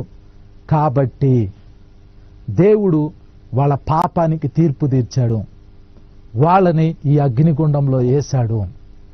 ఆ పాత ఆకాశం, ఆ పాత భూమి గతించిపోయింది. ఇప్పుడు ఆ మనుషుల్ని మనం చూస్తున్నాము. వీళ్ళే అప్పుడు దేవుని మీద తిరుగుబాటు చేసిన మనుషులు అని వాళ్ళ కళేబరాలు చూపిస్తారంట, చూస్తారు. అక్కడికి వెళ్ళి చెవి పెట్టి వింటే అరుపులు వినపడతాయి, కేకలు వినపడతాయి. ఆ మనుషులు ఆ రోజు ఆ అగ్నిగుండంలో కాల్తారు. దేవుని బిడ్డ, సువార్త ఎంత విలువైందో తెలుసా? యేసు ప్రభు రక్తం ఎంత విలువైందో తెలుసా? రక్షణ ఎంత విలువైందో తెలుసా? ఇంత గొప్ప రక్షణ నిర్లక్ష్యం చేసుకుంటే ఎలా తప్పించుకుంటాం? ఒకసారి ఆ అగ్నిగుండంలో పడితే ఇక ఆ మనిషి ఎప్పటికీ బయటికి రాలేడు, ఎప్పటికీ బయటికి రాలేడు. లేదు, అస్సలు అవకాశం లేదు, ఎప్పటికీ బయటికి రాలేడు. ఇప్పుడున్న సమయము చాలా ప్రశస్తమైన సమయం. ఇంకా చెప్పాలి అనంటే ఈరోజు చాలా ప్రశస్తమైన సమయం. నువ్వు మారు మనసు పొందలేదా? ఈరోజు మారు మనసు పొందు. ఈరోజు నీ పాపాన్ని విడిచిపెట్టు. నీ పాపాన్ని నువ్వు విడిచిపెట్టలేని పరిస్థితిలో ఉన్నావా? యేసయ్యని సహాయం అడుగు. యేసు ప్రభువా, నా పాపాన్ని విడిచిపెట్టలేకపోతున్నాను, నన్ను క్షమించు అని యేసయ్యని మీరు అడగండి. ఇంకా మీరు బాప్తిసం తీసుకోలేదా? యేసు ప్రభు నామంలో విశ్వాసం ఉంచి ఈరోజు బాప్తిసం తీసుకోండి. యేసయ్య రక్తంతో మిమ్మల్ని మీరు కడుక్కోండి. ఈరోజు యేసయ్యని అడగండి, ప్రభువా నా పేరు జీవ గ్రంథంలో రాయి నాయనా, నేను బాధా సంబంధమైన పొగ వచ్చే ఆ అగ్నిగుండంలో ఉండకూడదు ప్రభువా, యేసయ్యా నీ రాజ్యంలో నేను ఉంటాను అని మీరు ఈరోజు అడిగితే, ఈరోజు దేవుడు ఆయన పుస్తకంలో నీ పేరు రాసుకుంటాడు. ఈరోజు నీ పేరు రాసుకోకపోతే, నువ్వు ఈ భూమి మీద చనిపోయే లోపు నీ పేరు జీవగ్రంథంలోకి రాకపోతే నేను నిన్ను అక్కడ చూడాలి. నేను ఆ పట్టణంలో నుంచి నడుచుకుంటూ బయటకు వచ్చి ఆ రంధ్రంలో నుంచి చూస్తే నువ్వు నాకు అక్కడ ఆ రంధ్రంలో కనపడతావు, అగ్నిలో కాల్తా, నీ పొగ ఆ రంధ్రంలో నుంచి పైకి లెగిసిద్ది. అప్పుడు నేను అట్లా చూస్తా, నేను అనుకోవాలి వీడికి నేను లైవ్లో సువార్త ప్రకటించాను, వీడు మారు మనసు పొందలేదు అని.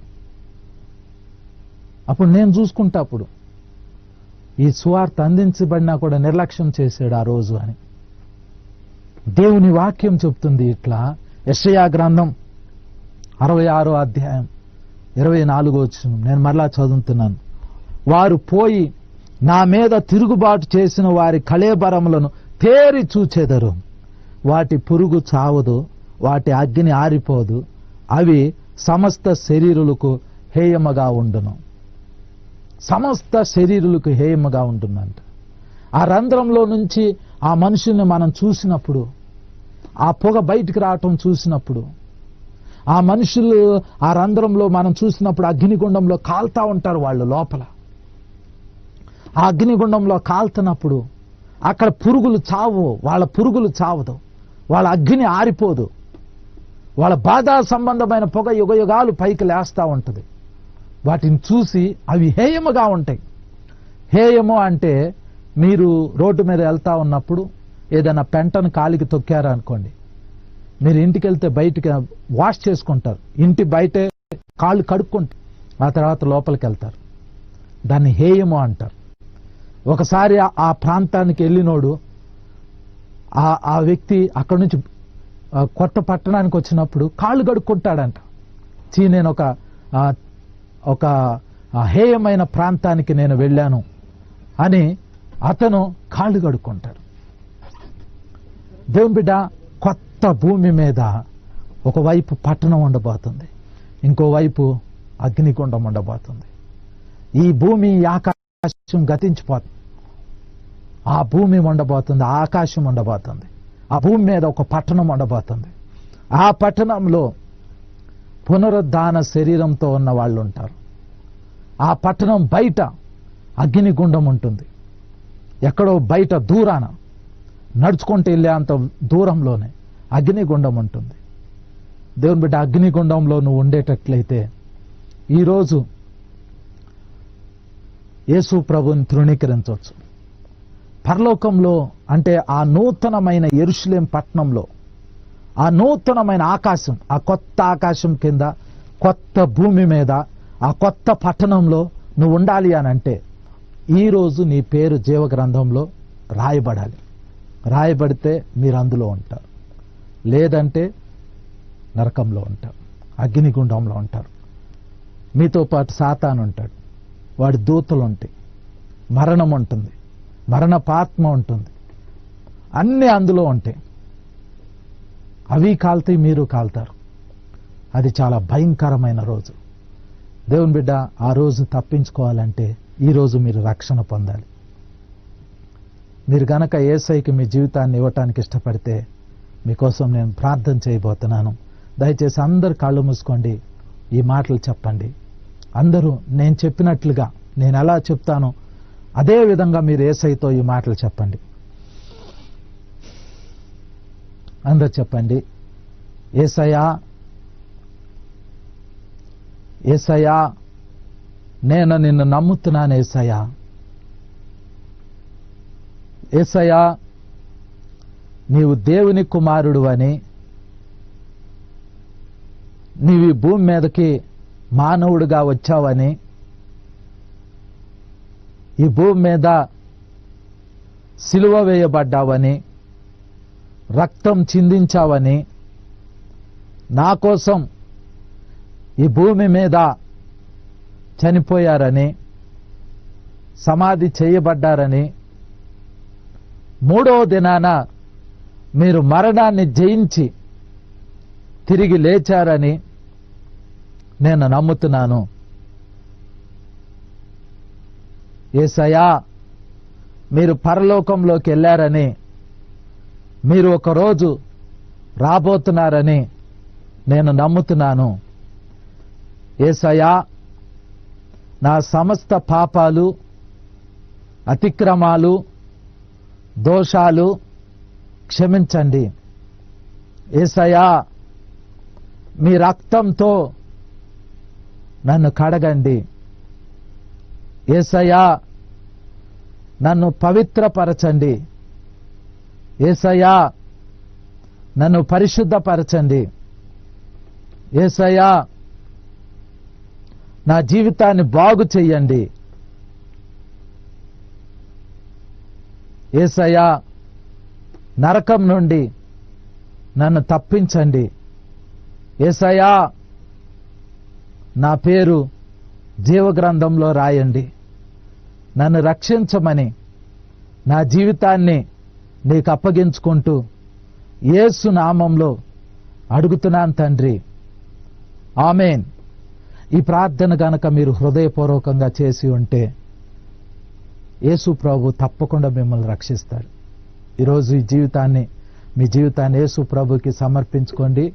మీ కొరకు పరిశుద్ధాత్మ దేవుడు తన కార్యాన్ని జరిగిస్తారు. ఈరోజు మన మధ్య సంస్కారారాధన ఉంది, కమ్యూనియన్ సర్వీస్ ఉంది. ప్రభు యొక్క శరీరము, ప్రభు యొక్క రక్తము మనం తీసుకోబోతున్నాము. మీలో చాలా మంది సిద్ధపడ్డారని నమ్ముతున్నాను. ఈరోజు కొంతమంది నాకు ఫోన్ చేశారు, లైవ్లో కమ్యూనియన్ సర్వీస్ ఉందా లేదా అని. ఎందుకంటే చాలా చర్చెస్ ఇంకా ఓపెన్ కాలేదు, కాబట్టి ఆన్లైన్లో కమ్యూనియన్ సర్వీస్ తీసుకోవటానికి చాలా మంది ఇష్టపడుతున్నారు. మీరు సిద్ధపడి ఉంటే మీరు రెడీ చేసుకున్న రొట్టెని చేతిలో పట్టుకోండి. అందరు కళ్ళు మూసుకోండి, ప్రార్థన చేసుకుందాం. ప్రభు అయిన యేసు తాను అప్పగింపబడిన రాత్రి ఒక రొట్టెనెత్తుకొని కృతజ్ఞతాస్తుతులు చెల్లించి, ఇది మీ కొరకైన నా శరీరము అని ప్రభు చెప్పారు. ఆ రొట్టెను తిని ఆయన రక్తాన్ని తాగితే మనకు నిత్య జీవం ఉంటుంది. అంత్య దినాన దేవుడు మనల్ని లేపుతారు. కాబట్టి అందరూ ఆ రొట్టెని చేతిలో పట్టుకోండి, ప్రార్థన చేస్తున్నాం. యేసయ్యా మీకు వందనాలు. పరలోకంలో ఉన్న తండ్రి, మీ కుమారుడు మా ప్రభు అయిన యేసయ్యని మమ్మల్ని ప్రేమించి ఇచ్చినందుకు వందనాలు. నాయనా, ఈరోజు ఈ రొట్టెను యేసయ్య శరీరంగా మార్చండి. యేసయ్యా, ఈ రొట్టెను మీ శరీరంగా మార్చండి ప్రభువా. దీన్ని మేము చేయనప్పుడు యేసయ్యా, మీరు మేము మీలో ఉండటానికి కృప చూపించండి. ఈ రొట్టెను మీరు యేసయ్యా మీ శరీరంగా మార్చారని నమ్ముతూ యేసు నామంలో ప్రార్థించి వేడుకొంచున్నాం తండ్రి, ఆమేన్. దేవుని బిడ్డ, కృతజ్ఞత పూర్వకంగా మీరు తీసుకున్న ఆ రొట్టెని కృతజ్ఞతాస్తుతులు చెల్లించి, ఆ రొట్టె ప్రభు శరీరంగా మార్చబడింది అని నమ్మి ప్రార్థన చేసుకుని తినండి. ఒకసారి ఆ రొట్టె ముక్క అందరి చేతిలో పట్టుకోండి. నేను మీకోసం ప్రార్థన చేయబోతున్నాను. పరిశుద్ధుడా గొప్ప తండ్రి, వారి చేతిలో పట్టుకున్న ఆ రొట్టెని మీ శరీరంగా మార్చండి ప్రభువా. దాన్ని నాయన నీ బిడ్డలు తింటున్నప్పుడు తండ్రి, మీ శరీరాన్ని తింటున్నారని నమ్ముతున్నాం ప్రభువా. ఆ రొట్టెని మీ శరీరంగా మార్చినందుకు మీకు స్తుతి చెల్లించుకుంటూ యేసు నామంలో ప్రార్థించి వేడుకొంచున్నాం తండ్రి, ఆమేన్.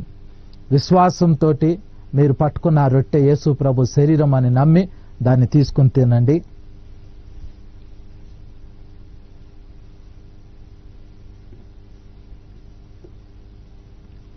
అలాగే ఒక పాత్రలో ద్రాక్షారసం తీసుకోండి.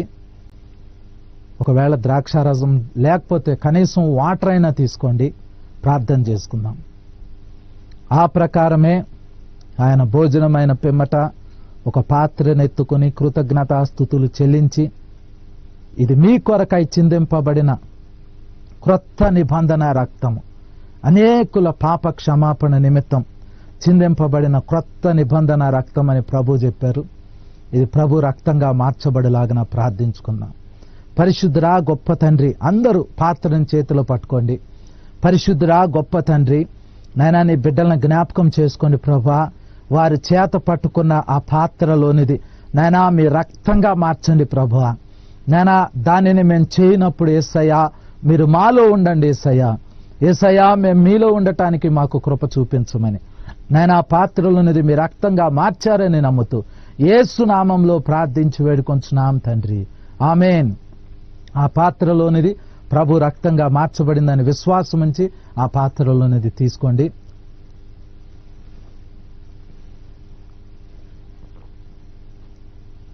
Thank you. దేవుని బిడ్డ, ప్రభు శరీరం ప్రభు రక్తం తీసుకున్న మీలో యేసయ్య శరీరం యేసయ్య రక్తం ప్రవహిస్తుంది. ఈ మాటను మర్చిపోవద్దు. మీరు ఎక్కువగా వాక్యంలోనూ ప్రార్థనలోనూ గడపటం ద్వారా ఆయనతో ఇంకా ఎక్కువ సన్నిహిత సహవాసంలో గడపగలుగుతారు. దేవుని బిడ్డ, ముగింపు ప్రార్థన చేసుకుందాము. ఈ ప్రార్థనలో పరిశుద్ధాత్మ అభిషేకం మీ మీదకు చాలా బలంగా పనిచేయబోతుంది. ఈ ప్రార్థనలో దేవుడు మీ కన్నీటి ప్రతి బాష్ప బిందువుని తుడిచివేయబోతున్నారు. కాబట్టి మీకు వ్యాధులుంటే ఒక ఆయిల్ బాటిల్ తీసుకోండి. ఆ ఆయిల్ని మీకు ఎక్కడ వ్యాధి ఉందో, ఎక్కడ బలహీనత ఉందో ఆ స్థలంలో ఆ ఆయిల్ అప్లై చేయండి. మీకోసం ప్రేయర్ చేసేటప్పుడు మీ అవయవాలు పని చేయకపోతే, ఒకవేళ ఇలా చెయ్యి మూతబడిపోయిందనుకోండి, ముడుచుకుని ఉంటే మీ చెయ్యి పని చేయకపోతే ఆయిల్ రాసిన తర్వాత ఇప్పుడు రాయండి, ఇప్పుడే ఆయిల్ రాయండి. ఇప్పుడు ప్రేయర్ చేసేటప్పుడు ఆ చేతిని కదిలించడానికి ప్రయత్నం చేయండి. చెయ్యి లేపలేకపోతే లేపండి, ఏళ్ళు కదిలించలేకపోతే కదిలించండి, కాళ్ళు కదిలించలేకపోతే కదిలించండి. మీ కంటి సమస్య ఉందనుకోండి, చేతులు 2 కంటి మీద పెట్టండి. ప్రేయర్ అయిపోయిన తర్వాత బైబిల్ ఓపెన్ చేసి చదవండి. చెవులు వినపడకపోతే ఆ వ్యక్తుల మీద మీ చేతులు పెట్టండి, వారి చెవులు తెరవబడతాయి. ఎలాంటి వ్యాధి, ఎలాంటి బలహీనత ఉండినా యేసు ప్రభు స్వస్థపరుస్తాడు అనే నమ్మకంతో మీరు ఆయిల్ రాసి చేయి పెట్టండి. అద్భుతమైన స్వస్థతలు జరగబోతున్నాయి. ప్రార్థన చేసుకుందాం. అందరి కళ్ళు మూసుకోండి, ఈ ప్రార్థనలో ఏకీభవించండి. ప్రియమైన పరలోకమందున్న పరిశుద్ధ తండ్రి, ప్రియమైన యేసు క్రీస్తు ప్రభువా, ప్రియమైన పరిశుద్ధాత్మ దేవా, మీరు నాకు ఏదైతే తెలియచేశారో ప్రభా, ఆ విషయాలన్నీ ప్రభా ఈ లైవ్ కార్యక్రమంలో నీ బిడ్డలకు ఎంతో నమ్మకంతో తెలియచేశాం తండ్రి. నాయనా ఈరోజు ప్రభా ప్రత్యేకంగా తండ్రి నీ బిడ్డలను తాకండి నాయన. వారి యొక్క సమస్త పాపాలు క్షమించండి తండ్రి, సమస్త అతిక్రమాలు క్షమించండి నాయన, సమస్త దోషాలు క్షమించండి తండ్రి. నాయనా నీ బిడ్డలను మీరు రక్షణలో స్థిరపరచండి ప్రభా. వారి యొక్క శరీరాలు, వారి యొక్క ప్రాణాలు, వారి యొక్క ఆత్మల్ని నాయన మీ రక్తంతో కడగండి తండ్రి, మీ రక్తంతో కడగండి నాయన. యేసు నామంలో, యేసు నామంలో వారి శరీరాల్లో ఉన్న ప్రతి వ్యాధి, రోగం, బలహీనత ఇప్పుడే ప్రభువా మీ చేత గద్దింపబడునుగాక. నాయనా మీరు గద్దించండి తండ్రి. నాయనా వారి ప్రతి వ్యాధిని, రోగాన్ని, బలహీనతని, వారి శరీరంలో ఉన్న ప్రతి బలహీనతని తండ్రి మీరు గద్దించండి నాయన. నాయనా మీరు గద్దించండి తండ్రి. నాయనా మీ యొక్క హస్తానికి వారి రోగాలను అప్పగించుకుంటున్నాం. మీ యొక్క హస్తానికి వారి శరీరంలో ఉన్న దెయ్యాలు, దురాత్మలన్నిటిని అప్పగిస్తున్నాం ప్రభా. వాటన్నిటిని మీరే రూపుమాపండి తండ్రి. నాయనా ఈ సమయంలో నీ బిడ్డల శరీరాలతో మీరు మాట్లాడండి ప్రభా. వారి శరీరాలు స్వస్థత పొందునుగాక. నాయనా వారి శరీరాలకు మీరు ఆజ్ఞాపించండి తండ్రి. నాయనా మీరు ఆజ్ఞాపించినప్పుడు వారి శరీరాలు స్వస్థత పొందుతాయి ప్రభా. యేసయ్యా ఇప్పుడే నీ యొక్క దుడ్డు కర్రని, నీ యొక్క దండాన్ని పంపించినందుకు వందనాలు నాయనా. ఏ దయ్యాలైతే శిక్షింపబడాలో వాటిని శిక్షిస్తున్నందుకు వందనాలు ప్రభా. నాయనా మీ యొక్క దుడ్డు కర్రను పంపించినందుకు వందనాలు నాయన. దెయ్యాలు వెళ్లిపోయేటట్లు చేస్తున్నందుకు వందనాలు ప్రభా. ప్రతి చీకటి శక్తి బంధించబడేటట్లు చేస్తున్నందుకు వందనాలు నాయనా. మీ అగ్నిని ఆ యొక్క దెయ్యాలు, దురాత్మల, అంధకార శక్తులన్నిటి మీద మీరు కొమ్మరిస్తున్నందుకు వందనాలు ప్రభా. నాయనా మీ కార్యం జరిగిస్తున్నందుకు వందనాలు, మీ కార్యం జరిగిస్తున్నందుకు వందనాలు. ఓ తండ్రి బలమైన అభిషేకం ఇప్పుడు బిడ్డలందరినీ తాకునుగాక. బలమైన అభిషేకం ఇప్పుడు బిడ్డలందరి మీదకి దిగివచ్చునుగాక. యేసు నామంలో, యేసు నామంలో. Thank you Jesus, thank you Jesus. నాయనా మీరు తాకుతున్నందుకు వందనాలు ప్రభా. తల నుండి అరికాలు వరకు తండ్రి మీ పరిశుద్ధాత్మతో నింపండి నాయన. నీ బిడ్డలను ఇంకా ఇంకా ఇంకా పరిశుద్ధాత్మతో నింపండి తండ్రి.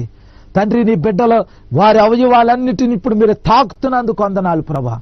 శరీర బలహీనతలన్నీ క్యాన్సిల్ చేస్తున్నందుకు వందనాలు. బలమైన అభిషేకం ఇప్పుడు దిగొచ్చునుగాక, బలమైన అభిషేకం ఇప్పుడు దిగొచ్చునుగాక. చాలా మంది మీద అభిషేకం దిగొస్తుంది, చాలా మంది మీద ఆత్మ అభిషేకం దిగొస్తుంది. అనేక మంది దేవుని ఆత్మ చేత నింపబడుతున్నారు, అనేక మంది దేవుని ఆత్మ చేత నింపబడుతున్నారు. దేవుడు తన ఆత్మ చేత మిమ్మల్ని తాకుతున్నారు. యేసు క్రీస్తు ప్రభువారు మిమ్మల్ని స్వస్థత పరుస్తున్నారు. యేసు క్రీస్తు ప్రభువారు మీలో అనేక మందిని తాకి స్వస్థపరుస్తున్నారు. Receive the strength of the almighty God. Yes lord, yes lord. తండ్రి ఇంకా ఇంకా ఇంకా నీ బలమైన అభిషేకాన్ని పంపిస్తున్నందుకు వందనాలు. ఇంకా ఇంకా నీ బలమైన అభిషేకం దిగొస్తున్నందుకు వందనాలు ప్రభా. ఆత్మ కార్యం జరిగిస్తున్నందుకు వందనాలు. In the mighty name of Jesus నాయన నీ గొప్ప కార్యాలు జరిగించినందుకు వందనాలు నాయన. చేరి వచ్చిన బిడ్డలందరినీ మీరు ఆశీర్వదించండి తండ్రి. నాయన పరలోక సంబంధమైన అభిషేకం, ఆశీర్వాదాలు బిడ్డలందరి మీద ఉంచమని బిడ్డలందరినీ మీ హస్తానికి అప్పగించుకుంటూ యేసు నామంలో ప్రార్థించి వేడుకొంచున్నాం తండ్రి. ఆమేన్, ఆమేన్, ఆమేన్. దేవుని బిడ్డ, ఈరోజు ఈ ప్రేయర్లో యేసుక్రీస్తు వారు అనేక మందిని స్వస్థపరిచారు. చాలా మందికి దెయ్యాలు వెళ్ళిపోయినాయి, చీకటి శక్తులు వెళ్ళిపోయినాయి. తల నుండి అరికాలు వరకు మీకు ఎక్కడెక్కడైతే నొప్పులు ఉన్నాయో అవన్నీ మీ శరీరాల నుంచి వెళ్ళిపోయినాయి. మీ అవయవాలు ఎక్కడెక్కడైతే పని చేయట్లేదో అవయవాలన్నీ ఇప్పుడు పని చేయటం ప్రారంభిస్తుంది. ఒకసారి మిమ్మల్ని మీరు పరీక్ష చేసి చూసుకోండి. ఎవరికైతే స్వస్థత వచ్చిందో, ఎవరికైతే దేవుడు తన ఆత్మనిచ్చి ఆశీర్వదించారో, ఎవరైతే ఒక ప్రత్యేకమైన ఆశీర్వాదాన్ని, అభిషేకాన్ని పొందుకున్నారో, అలాంటి వాళ్ళు స్క్రీన్ మీద కనబడుతున్న ఈ నంబర్కి మీరు ఫోన్ చేసి మీ సాక్ష్యాన్ని మాకు తెలియచేయొచ్చు. ఇప్పుడు నేను ఆన్లైన్ లైవ్లో మీ ఫోన్ని నేను రిసీవ్ చేసుకోలేను, కానీ లైవ్ అయిపోయిన తర్వాత మీతో నేను మాట్లాడగలుగుతాను. కాబట్టి మీ సాక్ష్యాలుంటే మాకు తెలియచేయండి. మేము మీ కొరకు ప్రార్థన చేస్తాము. మీ పట్ల దేవుని ప్రణాళిక నెరవేర్చబడేటట్లు మా ప్రార్థనలో మీ గురించి జ్ఞాపకం చేసుకుంటాం. దేవుని బిడ్డ, మనకి సమయం అయిపోయింది. ముగింపులో నేను ఒక విషయాన్ని మీకు తెలియచేయాలని అనుకుంటున్నాను. దేవుడు ఈ ఆకాశం, ఈ భూమిని లయపరచబోతున్నాడు, కాల్చేయబోతున్నాడు, తీసేయబోతున్నాడు. దేవుడు కొత్త ఆకాశం, కొత్త భూమిని సృష్టించేస్తున్నాడు. ఆయన ఆ కొత్త ఆకాశం, ఆ కొత్త భూమి మీద ఒక కొత్త పట్టణము పెట్టబోతున్నాడు. అయితే ఆ పట్టణం లోపల ఎవరు ఉంటారు? ఆ పట్టణం లోపల పునరుద్ధాన శరీరంతో ఉన్న వాళ్ళు ఉంటారు. ఆ తర్వాత ఇక్కడ నేను మీకు ఒక ప్రశ్న అడుగుతాను. ఆ ప్రశ్న ఏంటంటే, పునరుద్ధాన శరీరం గనక మనకుంటే దాన్ని ఏమంటారంటే అక్షయమైన శరీరం, అమర్త్యమైన శరీరం. అక్షయమైనది, అమర్త్యమైనది అంటే దానికి ఏ రోగాలు రావు, అది మరణించదు, అది కుళ్ళిపోదు, దానికి మరణం ఉండదు. పునరుద్ధాన శరీరం మీకు వస్తే మీరు ముసలి వాళ్ళగా అవ్వరు, మీకు నొప్పులు ఉండవు, మీకు రోగాలు రావు, అది కుళ్ళిపోదు, మనం ఎప్పటికీ మరణించం. అయితే దేవుడు కొత్త భూమి మీద కట్టే పట్టణంలో పునరుద్ధాన శరీరంతో మనం ఉంటాం. కానీ బైబిల్ ఏం చెబుతుంది అనంటే, ఆ పట్టణం లోపల జీవవృక్షం చెట్లు ఉంటాయి. ప్రకటన గ్రంథం 22వ అధ్యాయం 2వ వచనం. ప్రకటన గ్రంథం 22వ అధ్యాయం 2వ వచనం నేను చదువుతున్నాను.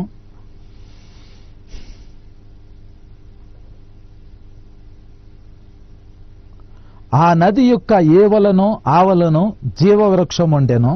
అది నెల నెలకు ఫలించుచు 12 కాపులు కాయను.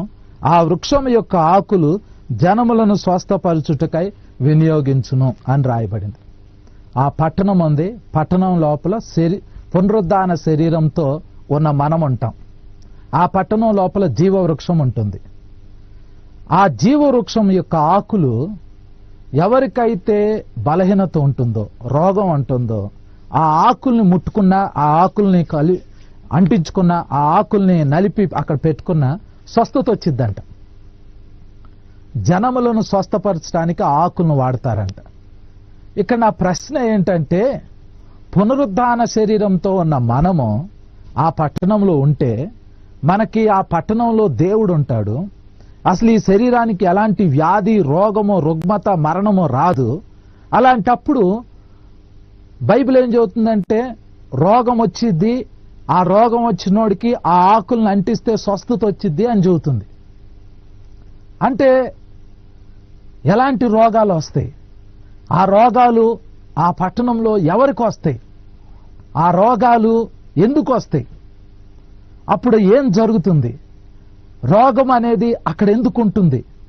వీటి గురించి మనం వచ్చే వారం మాట్లాడుకోబోతున్నాం. ఆ కొత్త పట్టణం మీద, ఆ కొత్త పట్టణంలో, ఆ కొత్త భూమి మీద ఇంకా మనతో పాటు ఎవరో ఉండబోతున్నారు. వాళ్ళెవరు? అక్కడ కొన్ని రోగాలు రాబోతున్నాయి. ఎందుకు వస్తాయి? అప్పుడు జీవవృక్షం దగ్గరికే వెళ్ళి ఎందుకు ఆకుల్ని మనం అంటుకోవాలి, అసలు అక్కడ ఆ జీవవృక్షాలు ఎందుకు ఉంచబడినాయి, అక్కడ ఎవరు ఉండబోతున్నారు, ఆ భూమి మీద సముద్రం ఎందుకు ఉండదు, ఆ కొత్త ఆకాశం కొత్త భూమిలో మనం ఉంటున్నప్పుడు అప్పుడు ఏం జరుగుతుంది, దేవుని పరిపూర్ణమైన ప్రణాళిక ఏంటి, వీటి గురించి మనం వచ్చే ఆదివారం లైవ్ కార్యక్రమంలో మనం మాట్లాడుకోబోతున్నాము. దేవుని చిత్తమైతే వచ్చే ఆదివారం లైవ్ కార్యక్రమంలో నేను ఫోన్లు కూడా తీసుకుంటాను. మీరు ఫోన్లు చేసి నాతో లైవ్లో డైరెక్ట్గా మాట్లాడొచ్చు. కాబట్టి వచ్చే ఆదివారానికి మీరు అందరూ మర్చిపోకుండా తప్పనిసరిగా ఆదివారం మధ్యాహ్నం 3ంటికి ఈ కార్యక్రమాన్ని చూడండి. చాలా మంది నాకు ఫోన్ చేస్తున్నారు. ఫోన్ చేసి ఏమంటున్నారు అని అంటే, సార్ మీరు రాకడ గురించి చెప్తారు, కానీ మీరు ఈ మధ్య టీవీలో చెప్పట్లేదేంటి, లైవ్ ప్రోగ్రాం రావట్లేదేంటి అని అంటున్నారు. ప్రాబ్లం ఏంటంటే, ఇంతకుముందు ఈ లైవ్ కార్యక్రమము ప్రతి ఆదివారం మధ్యాహ్నం 2 గంటలకు వచ్చేది. కొన్ని కారణాలను బట్టి 2 గంటల నుండి ఇది 3 గంటలకి జరపటం జరిగింది. అందువల్ల చాలా మందికి ఇన్ఫర్మేషన్ తెలియక ఇక ఈ ప్రోగ్రాం రావట్లేదు అని అనుకుంటున్నారు. దయచేసి మీకు తెలిసిన వాళ్ళకి ఎవరికైనా ఈ ప్రాబ్లం ఉంటే అలాంటి వాళ్ళకి చెప్పండి. మీ అందరికి కూడా నేను తెలియజేస్తున్నాను, ప్రతి ఆదివారం మధ్యాహ్నం 3 గంటలకి ఈ లైవ్ కార్యక్రమం ఉంటుంది. మీరు తప్పనిసరిగా ఈ లైవ్ కార్యక్రమంలో పార్టిసిపేట్ చేయండి. వచ్చే ఆదివారం జరిగే ఆ యొక్క ఈ లైవ్ కార్యక్రమంలో మీరందరూ పార్టిసిపేట్ చేసి నూతనమైన ఆశీర్వాదాన్ని పొందుకోండి. తిరిగి మనం వచ్చే ఆదివారం మధ్యాహ్నం 3 గంటలకి కలుసుకుందాం. అప్పటి వరకు దేవుని కృప మనందరికీ తోడై ఉండును గాక. ఆమేన్. Praise the lord.